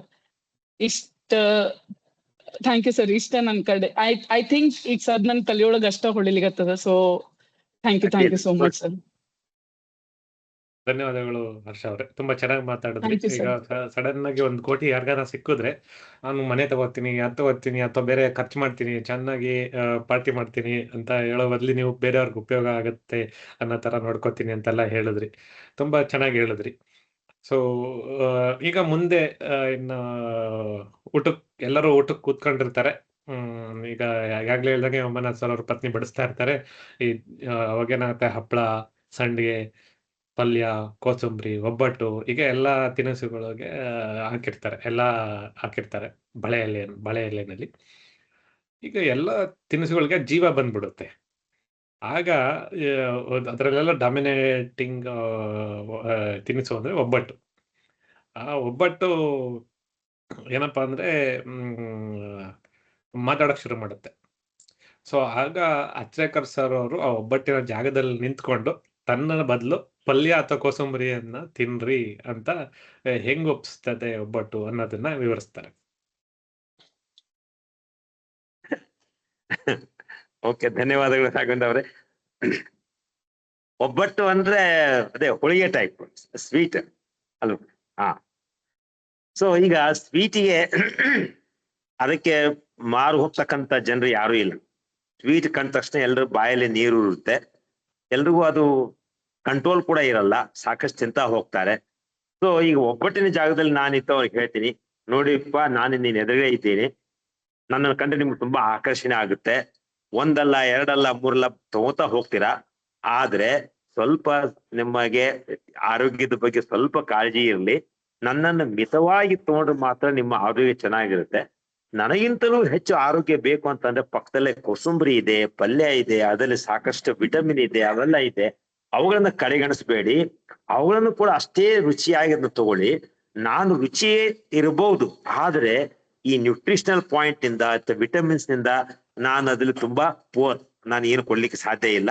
ಅದಕ್ಕೋಸ್ಕರ ನನ್ನನ್ನು ಊಟ ಮಾಡಿ ಅನುಭವಿಸಿ, ಆದ್ರೆ ಒಂದು ಮಿತಿ ಅನ್ನೋದೇ ಇರ್ಲಿ. ಆದ್ರೆ ಹೆಚ್ಚು ಹೊತ್ತು ನಿಮಗೆ ಈ ಕೋಸಂಬರಿ ಪಲ್ಯ ಇದರಲ್ಲಿ ಇರಲಿ, ಇದರಿಂದ ನಿಮಗೂ ನಿಮ್ಮ ಆರೋಗ್ಯಕ್ಕೂ ತುಂಬಾ ಒಳ್ಳೆಯದು ಅಂತ ಅವ್ರಿಗೆ ಹೇಳ್ಬಿಡ್ತೇನೆ ಅಷ್ಟೇ.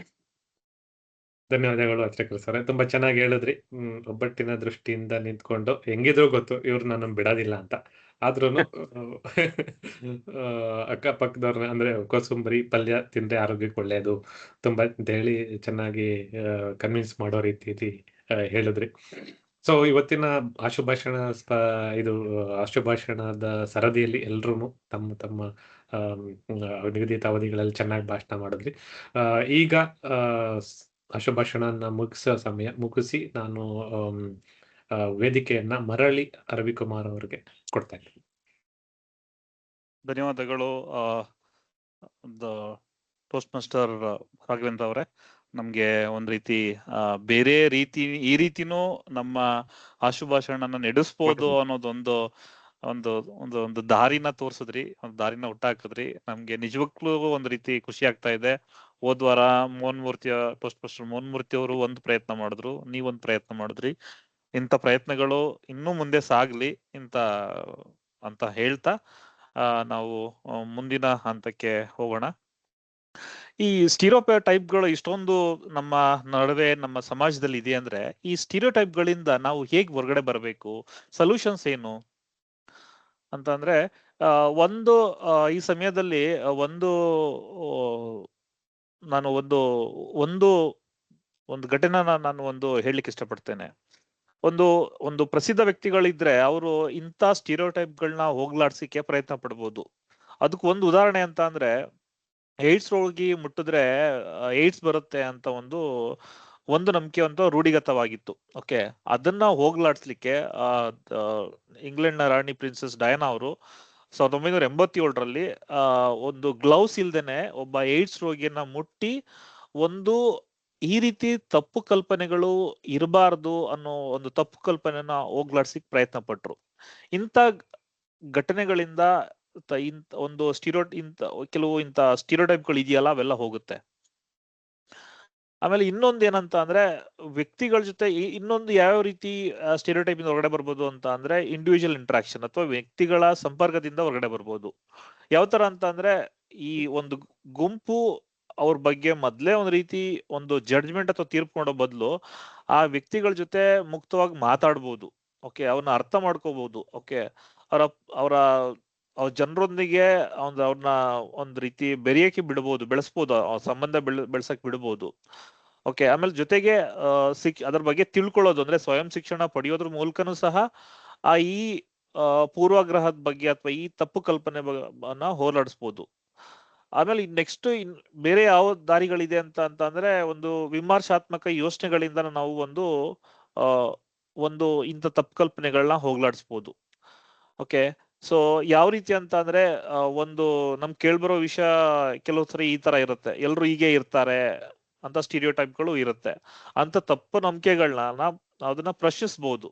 ಓಕೆ, ಇದು ನಿಜವಾಗ್ಲೂ ಹೀಗೆ ಇರುತ್ತಾ ಅನ್ನೋತ ನಾವು ಪ್ರಶ್ನಿಸಿ ಅದಕ್ಕೆ ಅದು ಈ ರೀತಿ ಸ್ಟೀರಿಯೋಟೈಪ್ ಇರೋದು ಒಳ್ಳೇದಲ್ಲ ಅಂತ ಒಂದ್ ರೀತಿ ಏನು ಈ ತರ ನಂಬೇಡಿ ಅಂತ ಹೇಳಿ ಒಂದ್ ರೀತಿ ವಿಮರ್ಶಾತ್ಮಕ ಅದ್ರ ಬಗ್ಗೆ ಯೋಚನೆ ಮಾಡ್ಬೋದು.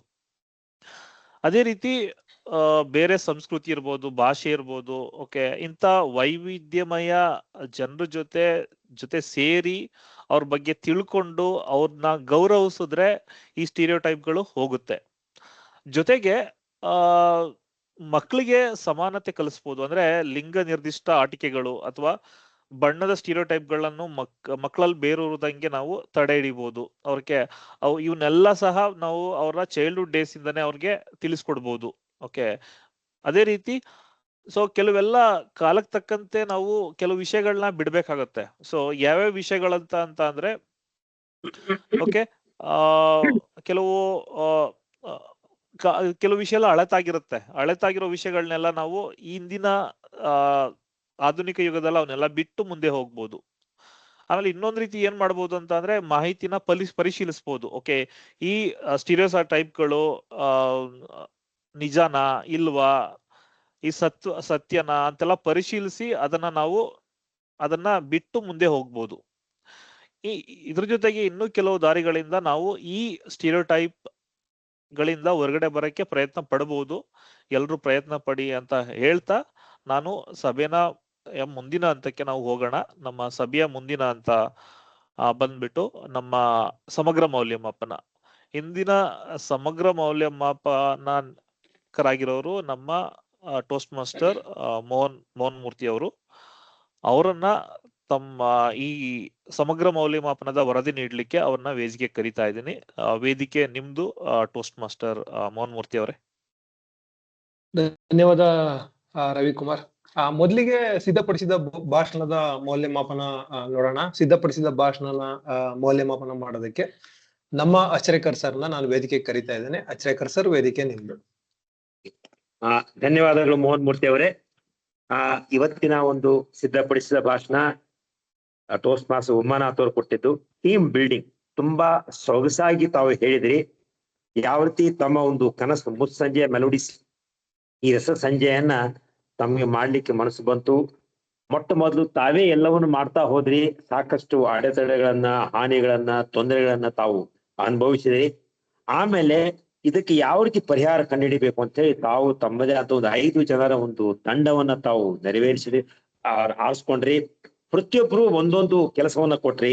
ಶ್ರೀನಾಥ್ ಅವರಿಗೆ ಧ್ವನಿವರ್ಧಕ, ಶೈಲೇಶ್ ಅವರಿಗೆ ದೀಪಾಲಂಕಾರ, ರಾಜೀವ್ ಅವರಿಗೆ ಫುಡ್ ಸ್ಟಾಲ್, ಆಮೇಲೆ ನಮ್ ಶಾನ್ಬಾಗ್ ಅವರಿಗೆ ಸೂಪರ್ವಿಷನ್ ಉಸ್ತುವಾರಿ, ಮತ್ತೆ ತಾವು ಸ್ವತಃ ಈ ಪಬ್ಲಿಸಿಟಿ ಯಾವ ರೀತಿ ಮಾಡ್ಬೇಕಂತ ಸರಿಯಾಗಿ ಅದನ್ನ ಅವರವರ ಪಾತ್ರ ಏನು ಅನ್ನೋದನ್ನ ಅವರಿಗೆ ಸರಿಯಾಗಿ ಹೇಳಿಕೊಟ್ಟು ಕೊನೆಗೆ ಅದರ ಒಂದು ರಿಸಲ್ಟ್ ಏನಾಯ್ತಪ್ಪ ಅಂತಂದ್ರೆ ತುಂಬಾ ಸೊಗಸಾಗಿ ನೀವು ಕನಸು ಕಂಡಿರ್ತಕ್ಕಂತ ಒಂದು ಈ ಕಾರ್ಯಕ್ರಮ ತುಂಬಾ ಚೆನ್ನಾಗಿ ಮೂಡಿ ಬಂತು. 26 ಜನರು ಅದರಲ್ಲಿ ಎನ್ರೋಲ್ಮೆಂಟ್ ಮಾಡಿದ್ರು.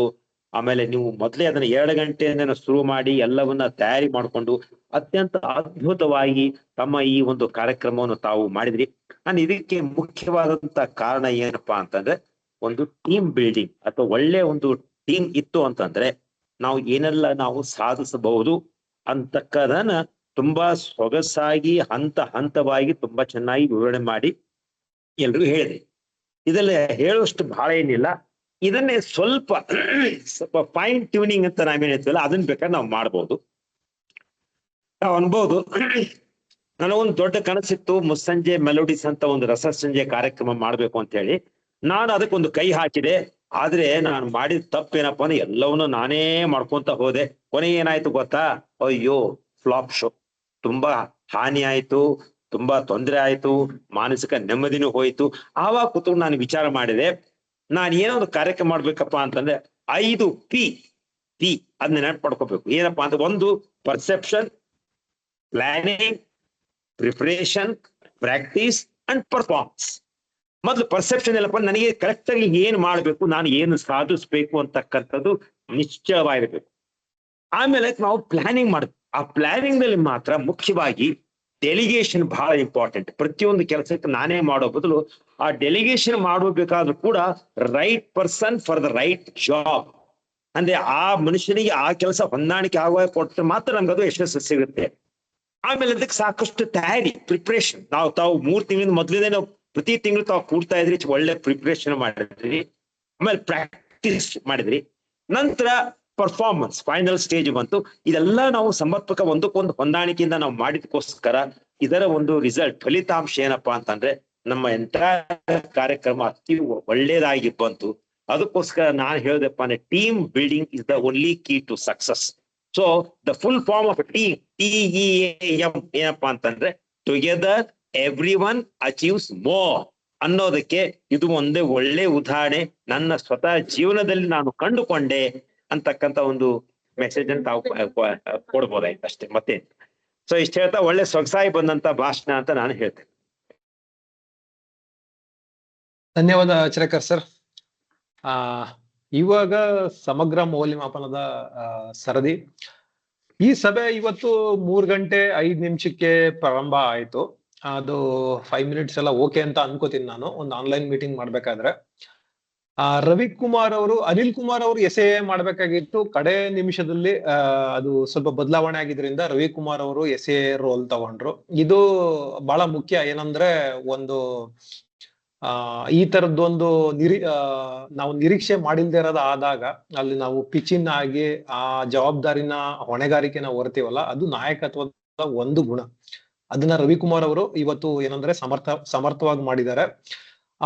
ಎಸ್ ಎ ರೋಲ್ ಅಲ್ಲಿ ಅವರು ಒಂದು ಒಳ್ಳೆ ಕೋಟ್ ಹೇಳಿದ್ರು, ಯಾವ ರೀತಿ ಒಬ್ಬ ಒಳ್ಳೆ ಲೀಡರ್ ಬ್ಲೇಮ್ ಏನೋ ಒಂದು ಅತಿ ಇದಾದಾಗ ವೆನ್ ಥಿಂಗ್ಸ್ ಗೋ ರಾಂಗ್, ಅವಾಗ ಒಂದು ತಂಡನ ಯಾವ ರೀತಿ ಎಲ್ಲಾ ತಪ್ಪದು ಹೊಣೆಗಾರಿಕೆನ ಅವನು ಹೊತ್ಕೊಂಡು ತಂಡನ ಕಾಪಾಡ್ತಾನೆ. ಮತ್ತೆ ಒಂದು ಸಕ್ಸಸ್ ಆದಾಗ ಸಕ್ಸಸ್ ಕ್ರೆಡಿಟ್ ನ ಎಲ್ಲರಿಗೂ ಕೊಟ್ಟು ಯಾವ ರೀತಿ ಪ್ರೋತ್ಸಾಹದ ಮಾತಾಡ್ತಾನೇನೋ ಒಂದು ಥೀಮ್ ಇಟ್ಕೊಂಡು ಒಂದು ಒಳ್ಳೆ ಕೋಟ್ ಹೇಳಿದ್ರು. ನಮ್ಮ ಟೋಸ್ಟ್ ಮಾಸ್ಟರ್ ಆಬ್ಜೆಕ್ಟಿವ್ಸ್ಗೆ ಅದು ಕರೆಕ್ಟ್ ಆಗಿ ಸೂಟ್ ಆಗತ್ತೆ. ಅವರು ಎಸ್ ಎ ರೋಲ್ ನ ತುಂಬಾ ಯಶಸ್ವಿಯಾಗಿ ನಿರ್ವಹಿಸಿದ್ದಾರೆ ಅಂತಾನೆ ಹೇಳ್ಬೋದು.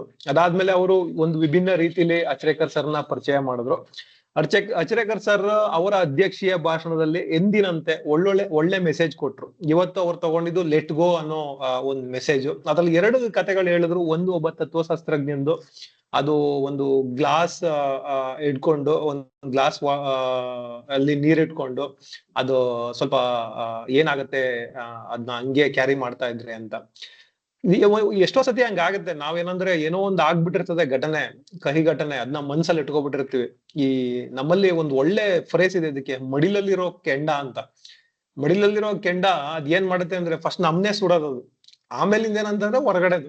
ಸೊ ಈ ಕಹಿ ಘಟನೆಗಳನ್ನೆಲ್ಲ ನಾವು ತಲೆಯಲ್ಲಿ ಇಟ್ಕೊಂಡು ಏನಾಗುತ್ತೆ, ನಮ್ಮನ್ನ ನಾವೇ ಬರ್ನ್ ಮಾಡ್ಕೋತಾ ಇರ್ತೀವಿ. ಅದ್ ಮಾಡ್ಬೇಡಿ. ಅಂತದ್ನೇನಾರು ಆಗಿದ್ರೆ ಅದನ್ನ ಬಿಟ್ಬಿಟ್ಟು ಏನಂತಂದ್ರೆ ಜೀವನದಲ್ಲಿ ಮುಂದುವರಿರಿ ಅನ್ನೋ ಒಂದು ಮೆಸೇಜ್ ನ ಅವ್ರು ಕೊಟ್ರು. ಫರ್ಗಿವ್ ಅಂಡ್ ಫರ್ಗೆಟ್ ಅನ್ನೋದು ಅವರ ಒಟ್ಟಾರೆ ಒಂದು ಅವರ ಅಧ್ಯಕ್ಷೀಯ ಭಾಷಣದ ಒಂದು ಸಾರಾಂಶ ಅಂತಾನೆ ಹೇಳ್ಬೋದು. ಅವರು ತುಂಬಾ ಚೆನ್ನಾಗಿತ್ತು ಅವರ ಅಧ್ಯಕ್ಷೀಯ ಭಾಷಣ, ನನಗೆ ಇಷ್ಟ ಆಯ್ತು. ಅಲ್ಲಿಂದ ಮುಂದೆ ನಮ್ಮ ರವಿಕುಮಾರ್ ಅವರು TM ಮೋಡಿ ಥೀಮ್ ತಗೊಂಡ್ರು. ನಾನು ನಿನ್ನೆ ಒಂದು ನ್ಯೂಸ್ ಪೇಪರ್ ಒಂದು ಆರ್ಟಿಕಲ್ ಓದ್ತಾ ಇದ್ದೆ. ಇತ್ತೀಚೆಗೆ ಒಂದು ಯುದ್ಧದ ಒಂದು ವಾತಾವರಣ ಇದೆ, ಯುದ್ಧಗಳೆಲ್ಲ ನಡೀತಾ ಇದೆ. ಆ ಯುದ್ಧಕ್ಕೆ ಕಾರಣ ಆದಂತಹ ಒಬ್ರು ಅಧ್ಯಕ್ಷರಿದ್ದಾರೆ. ಅವ್ರ ಅಧ್ಯಕ್ಷರದ್ದು ಒಂದು ಇದು ಹಾರೋಸ್ಕೋಪ್ ಇಟ್ಕೊಂಡು ಅನಲೈಸ್ ಮಾಡಿ ಒಂದು ಕನ್ನಡದ ಮುಖ್ಯವಾಹಿನಿ ಪತ್ರಿಕೆಯಲ್ಲಿ ಒಂದು ಬಂದಿತ್ತು. ಅದ್ ಏನಪ್ಪಾ ಅಂತಂದ್ರೆ ಅವರ ಅಧ್ಯಕ್ಷರ ಅಷ್ಟಮದಲ್ಲಿ ಶನಿ ಇದಾನಂತೆ. ಶನಿ ಅಷ್ಟಮದಲ್ಲಿ ಇರ್ಬೇಕಾದ್ರೆ ನಾವ್ ಏನ್ ನಿರ್ಧಾರಗಳನ್ನ ತಗೋತೀವಿ ಅದ್ರ ಮೇಲೆ ನಮ್ಗೇನ್ ನಿಯಂತ್ರಣ ಇರೋದಿಲ್ವಂತೆ. ಸೊ ಇದು ಏನಂದ್ರೆ ಇದು ಅಧ್ಯಕ್ಷರ ಸಮಸ್ಯೆ ಅಲ್ಲ, ಇದು ಆ ಶನಿದು ಸಮಸ್ಯೆ. ಇದು ಓದ್ತಾ ಇರ್ಬೇಕಾದ್ರೆ ಯೋಚನೆ ಮಾಡ್ತಾ ಇದ್ದೆ ನಾನು, ಏನೇನ್ ಓದ್ತಿದೀವಪ್ಪ ಈ ಜೀವನದಲ್ಲಿ, 21ನೇ ಶತಮಾನ ಅಂತೀವಿ, ತಂತ್ರಜ್ಞಾನ ಅಂತೀವಿ, ಅಂತೀವಿ, ಇಲ್ಲಿ ನೋಡಿದ್ರೆ ಹಿಂಗ್ ಬರಿತಾ ಇದಾರಲ್ಲ ಅಂತ. ಸೊ ಇಂತ ಒಂದು ಇದನ್ನ ಮಾಡ್ಬೇಕಾದ್ರೆ ಒಂಥರ ಇದಾಗ್ತಾ ಇತ್ತು ನನ್ಗೆ. ಆ ಸಂದರ್ಭದಲ್ಲಿ ರವಿಕುಮಾರ್ ಅವರ ಥೀಮ್ ನೋಡಿದೆ ನಾನು, ಒಂಥರ ರಿಫ್ರೆಶಿಂಗ್ ಅಂತ ಅನ್ನಿಸ್ತು.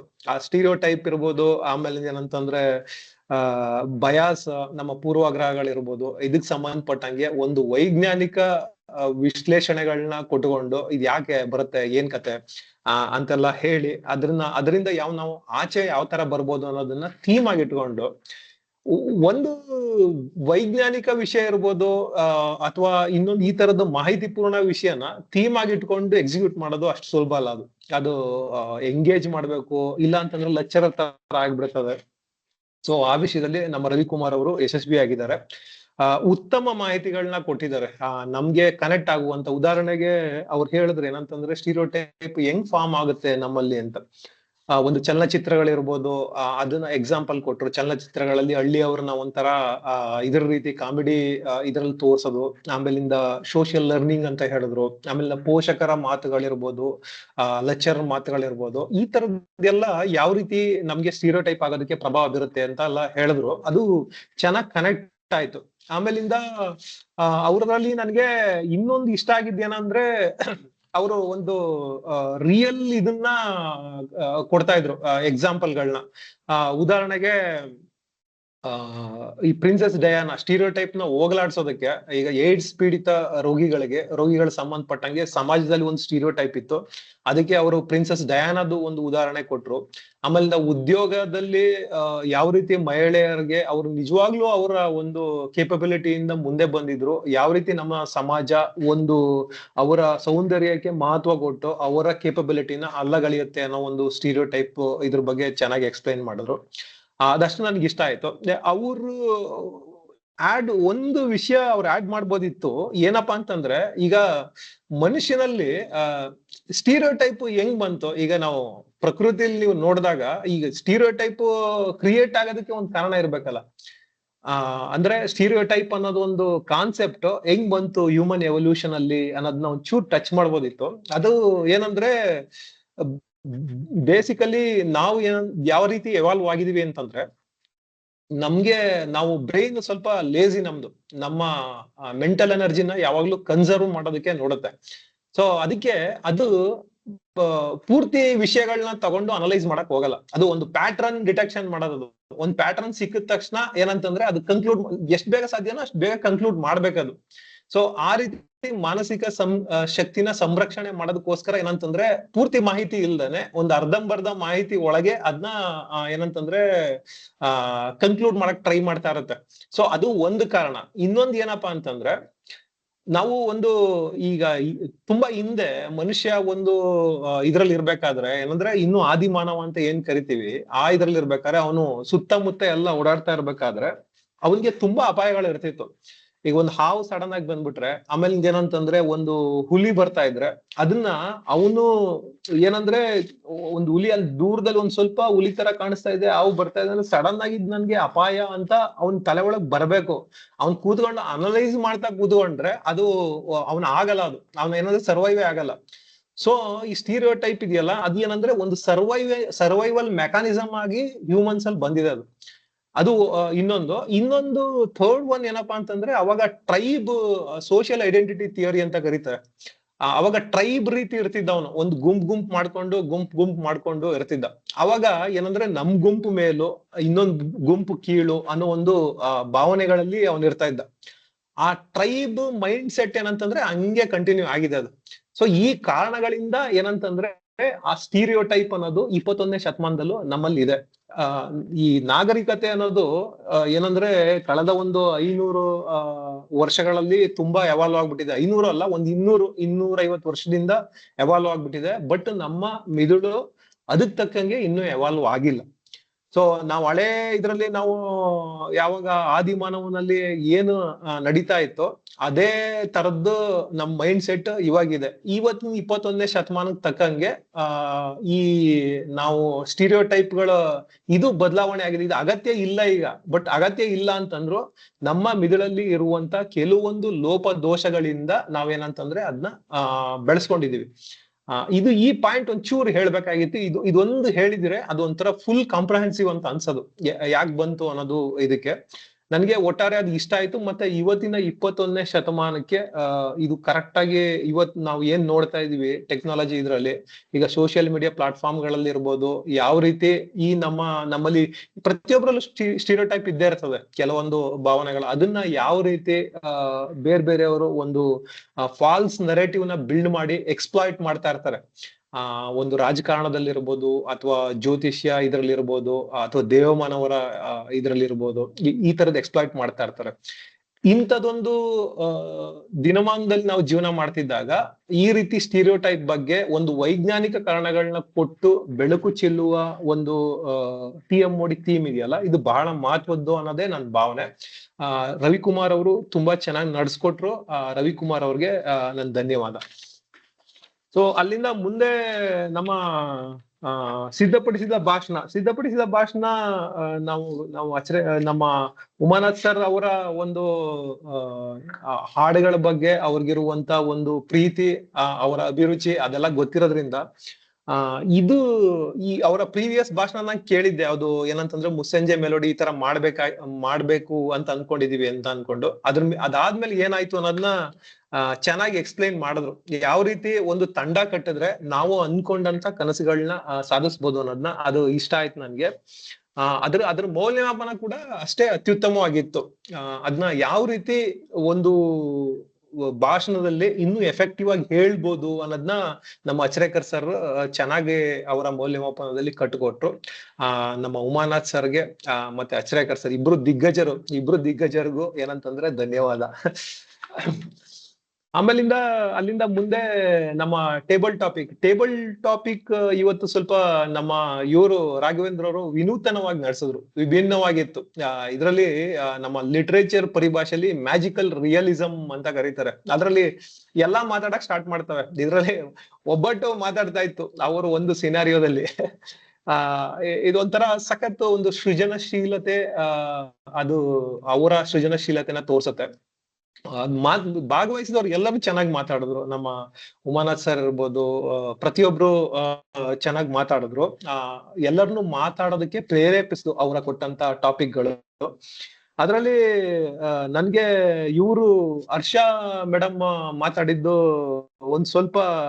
ಒಂದ್ ಬೇರೆ ತರ ಕನೆಕ್ಟ್ ಆಯ್ತು. ಅವ್ರು ಫಸ್ಟ್ ಏನಂತಂದ್ರೆ ಅವ್ರ ನನ್ ಸ್ಲ್ಯಾಂಗ್ ಅರ್ಥ ಆಗುತ್ತಾ ಅಂತ ಏನೋ ಕೇಳಿದ್ರು ಅವ್ರು ಹುಬ್ಬಳ್ಳಿದು. ಅದ್ ಲಾಸ್ಟ್ ಟೈಮ್ ಅವ್ರು ಹೇಳಿದ್ರು ನನ್ ಭಾಷೆ ಅರ್ಥ ಆಗುತ್ತೆ ಅಂತ. ಇದು ಬೇಸಿಕಲಿ ರವಿಕುಮಾರ್ ಅವ್ರು ಹೇಳಿದ್ರು ನೋಡಿ, ಆ ಸ್ಟೀರಿಯೋ ಟೈಪ್, ಅದಕ್ಕೂ ಒಂದು ಎಕ್ಸಾಂಪಲ್. ಅವ್ರ ಇದ್ರಲ್ಲಿ ಅವರೇ ಅನ್ಕೋಬಿಟ್ಟಿದ್ದಾರೆ ಏನಂತಂದ್ರೆ ಇದು ಇದಕ್ಕೆ ಏನ್ ಅನ್ಕೋಬಿಡ್ತಾರೋ ಏನೋ ಆ ತರ ಅವ್ರದ್ದು ಥಿಂಕಿಂಗ್. ಅದು ಆಕ್ಚುಲಿ ಅದ್ ತುಂಬಾ ಚೆನ್ನಾಗಿರ್ತದೆ. ನಮ್ಮ ಒಂದು ವೈಶಿಷ್ಟ್ಯ ಏನಪ್ಪಾ ಅಂದ್ರೆ ಕರ್ನಾಟಕದ್ದು ಕನ್ನಡ ಭಾಷೆದು ಎವ್ರಿ 50 ಕಿಲೋಮೀಟರ್ಸ್ಗೆ ನಮ್ದು ಭಾಷೆ ಇದು ಚೇಂಜ್ ಆಗತ್ತೆ. ಆ ವೈವಿಧ್ಯತೆನ ಸೆಲೆಬ್ರೇಟ್ ಮಾಡೋದಿದೆಯಲ್ಲ, ಅದೇ ಏನಂತಂದ್ರೆ ನಮ್ದು ವೈಶಿಷ್ಟ್ಯ ಅಂತಾನೆ ಹೇಳ್ಬೋದು. ಅವರು ನಾವು ನಮ್ಮ ಕನ್ನಡ ಮಾತಾಡ್ದಾನೆ ಅವರ ಹುಬ್ಬಳ್ಳಿ ಇದ್ರಲ್ಲೇ ಮಾತಾಡ್ಕೊಂಡು ಅವರು ಕಂಟಿನ್ಯೂ ಮಾಡ್ಲಿ. ನನ್ಗೆ ಅವ್ರು ಮಾತಾಡ್ಬೇಕಾದ್ರೆ ನನ್ಗೆ ನಮ್ಮ ಲಂಕೇಶ್ ಪತ್ರಿಕೆ ಶುರು ಮಾಡಿದಾಗ ಪುಂಡಲಿಕ ಶೇಟ್ ಅನ್ನೋರು ಹುಬ್ಬಳ್ಳಿಯವ ಅಂತ ಒಂದು ಕಾಲಂ ಬರೀತಾ ಇದ್ರು. ಆ ಹುಬ್ಬಳ್ಳಿ ಭಾಷೆಯಲ್ಲಿ ಬರೋದದು. ಅವಾಗ ನಾನು 40 ವರ್ಷದ ಹಿಂದಿನ ಕತೆ ಹೇಳ್ತಾ ಇದ್ದೀನಿ. ಸೊ ಸಖತ್ ಫೇಮಸ್ ಅದು ಇಡೀ ಕರ್ನಾಟಕದಲ್ಲಿ. ಸೊ ಆತರ ಏನಂದ್ರೆ ಎಲ್ಲಾ ಇದು ನಮ್ಗೆ ಬೇಕು. ಹುಬ್ಬಳ್ಳಿಯವರು ಹುಬ್ಬಳ್ಳಿ ಕನ್ನಡದಲ್ಲೇ ಮಾತಾಡ್ಬೇಕು, ಬೆಂಗಳೂರವ್ರು ಬೆಂಗಳೂರು ಕನ್ನಡದಲ್ಲೇ ಮಾತಾಡ್ಬೇಕು, ಹಾಗೆ ಏನಂತಂದ್ರೆ ಮಂಗಳೂರವರು ಮಂಗಳೂರು ಕನ್ನಡದಲ್ಲೇ ಮಾತಾಡ್ಬೇಕು. ಅದ್ ಮಾಡಿದ್ರೇನೆ ಒಂಥರ ವೈವಿಧ್ಯವಾಗಿರ್ತದೆ ಮತ್ತೆ ತುಂಬಾ ಚೆನ್ನಾಗಿರ್ತದೆ. ಒಂದು ಹೂದೋಟದಲ್ಲಿ ಎಲ್ಲಾ ತರ ಹೂಗಳಿದ್ರೇನೆ ಚಂದ. ಬರೀ ಒಂದೇ ತರ ಇದ್ಬಿಟ್ರೆ ಏನ್ ಚೆನ್ನಾಗಿರುತ್ತೆ ಅದು. ಸೊ ಅದು ಹರ್ಷ ಮೇಡಮ್ಗೆ ನಾನು ಹೇಳೋದಕ್ಕೆ ಇಷ್ಟಪಡ್ತೇನೆ, ಅವ್ರು ಅದೆಲ್ಲ ಏನ್ ತಲೆ ಕೆಡಿಸ್ಕೊಳ್ಳೋ ಅಗತ್ಯ ಇಲ್ಲ. ಆರಾಮಾಗಿ ಮಾತಾಡಿ, ಹುಬ್ಳಿ ಕನ್ನಡದಲ್ಲೇ ದಯವಿಟ್ಟು ಮಾತಾಡಿ, ನೀವು ಕಂಟಿನ್ಯೂ ಮಾಡಿ. ಸೊ ಅವ್ರು ಹೇಳಿದ್ರು ಏನಂತಂದ್ರೆ ಒಂದ್ ಮಾತು ಹೇಳಿದ್ರು, ನಿಮ್ ಬಾಯಿ ಅರಕೆಯಿಂದ ಕೋಟ್ಯಾಧಿಪತಿ ಆಗುವಂಗಾಗ್ಲಿ ನಾನು ಅಂತ ಹೇಳಿದ್ರು ಅವರು. ನಾನ್ ಹೇಳೋದಕ್ ಬಯಸ್ತೀನಿ ಏನಪ್ಪಾ ಅಂತಂದ್ರೆ, ಅವರು ನಮ್ ಕ್ಲಬ್ ಮೆಂಬರ್ಶಿಪ್ ತಗೊಂಡ್ರೆ ಇನ್ನೂ ಈ ತರದ್ 100 ಹರಕೆಗಳು ನಿಮ್ಗೆ ಸಿಗ್ತವೆ, ನಮ್ ಬಾಯಿ ಹರಕೆಗಳು. ಅದ್ರಲ್ಲಿ ಅನುಮಾನನೇ ಇಟ್ಕೋಬೇಡಿ.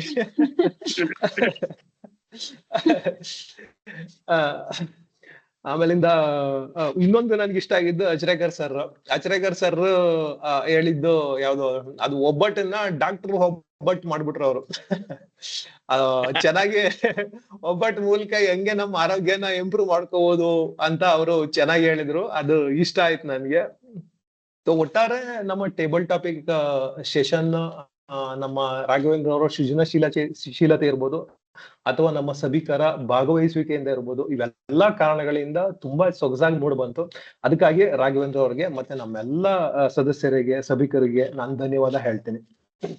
ಇದಿಷ್ಟು ನಾನು ಏನು ಸಭೆಯಲ್ಲಿ ಚೆನ್ನಾಗ್ ಆಯ್ತು ಅನ್ನೋದಕ್ಕೆ ಏನಂತಂದ್ರೆ ನಾನು ರೆಕಾರ್ಡ್ ಮಾಡಿರೋದು. ಒಂದಷ್ಟು ಇಂಪ್ರೂವ್ಮೆಂಟ್ಗಳನ್ನ ನಾನು ನೋಟ್ ಮಾಡಿದ್ದೇನೆ.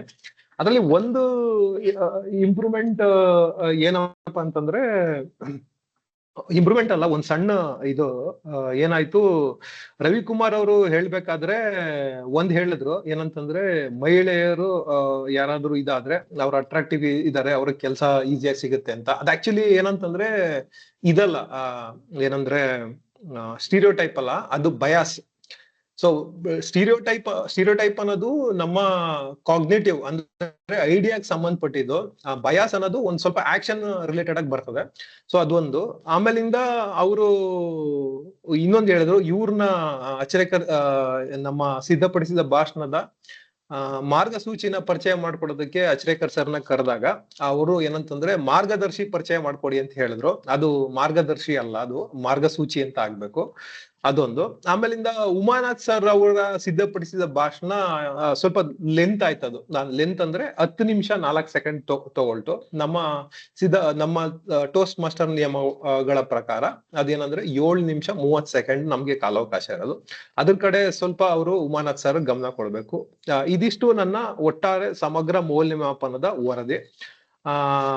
ಈಗ ನಾನು ಸಭೆನ ಮುಕ್ತಾಯ ಮಾಡೋದಕ್ಕೆ ಮರಳಿ ನಮ್ಮ toast master of the day Ravikumar ಅವರಿಗೆ ವೇದಿಕೆನ ಕೊಡ್ತಾ ಇದ್ದೀನಿ. ರವಿಕುಮಾರ್ ಅವರ ವೇದಿಕೆ ನಿಮ್ದು. ಧನ್ಯವಾದಗಳು. ಒಂದು ಉತ್ತಮವಾದ ಸಮಗ್ರ ಮೌಲ್ಯಮಾಪನವನ್ನ ಯಾವ ರೀತಿ ಒಂದು ಮಾಡ್ಬೋದು, ಒಂದು ಒಳ್ಳೆ ಉದಾಹರಣೆಗಳನ್ನ ತಗೊಂಡ್ ಬಂದು ನಿಮ್ ಜೀವನದಿರ್ಬೋದು ಅಥವಾ ಬೇರೆ ರೀತಿಯಿಂದ ಒಂದು ಈ ಸಮಗ್ರ ಮೌಲ್ಯಮಾಪನಕ್ಕೆ ಒಂದ್ ರೀತಿ ಕಳೆ ತಂದ್ರಿ ಅಂತ ನಾನ್ ಭಾವಿಸ್ತೇನೆ. ಇಂತ ತುಂಬಾ ಚೆನ್ನಾಗಿತ್ತು ನಿಮ್ಮ ಮೌಲ್ಯಮಾಪನ ಹೇಳ್ತಾ. ಈಗಾಗಲೇ ಸಮಯ 5 ಗಂಟೆ 6 ನಿಮಿಷ ಆಗಿದೆ. ಸೊ ಇದರಿಂದ ನಾವು ಸಭೆಯನ್ನ ಮುಗಿಸೋಣ. ಸೊ ನಾವು ಈ ಸ್ಟೀರಿಯೋಟೈಪ್ ಬಗ್ಗೆ ಕೊನೆಯದಾಗಿ ನಾನು ಏನ್ ಹೇಳ್ಬೋದು ಅಂತ ಅಂದ್ರೆ, ನಾವು ಇಂತ ಏನೋ ಸ್ಟೀರಿಯೋಟೈಪ್ಗಳು ಇದನ್ನೆಲ್ಲ ಗುರ್ತಿಸೋಣ.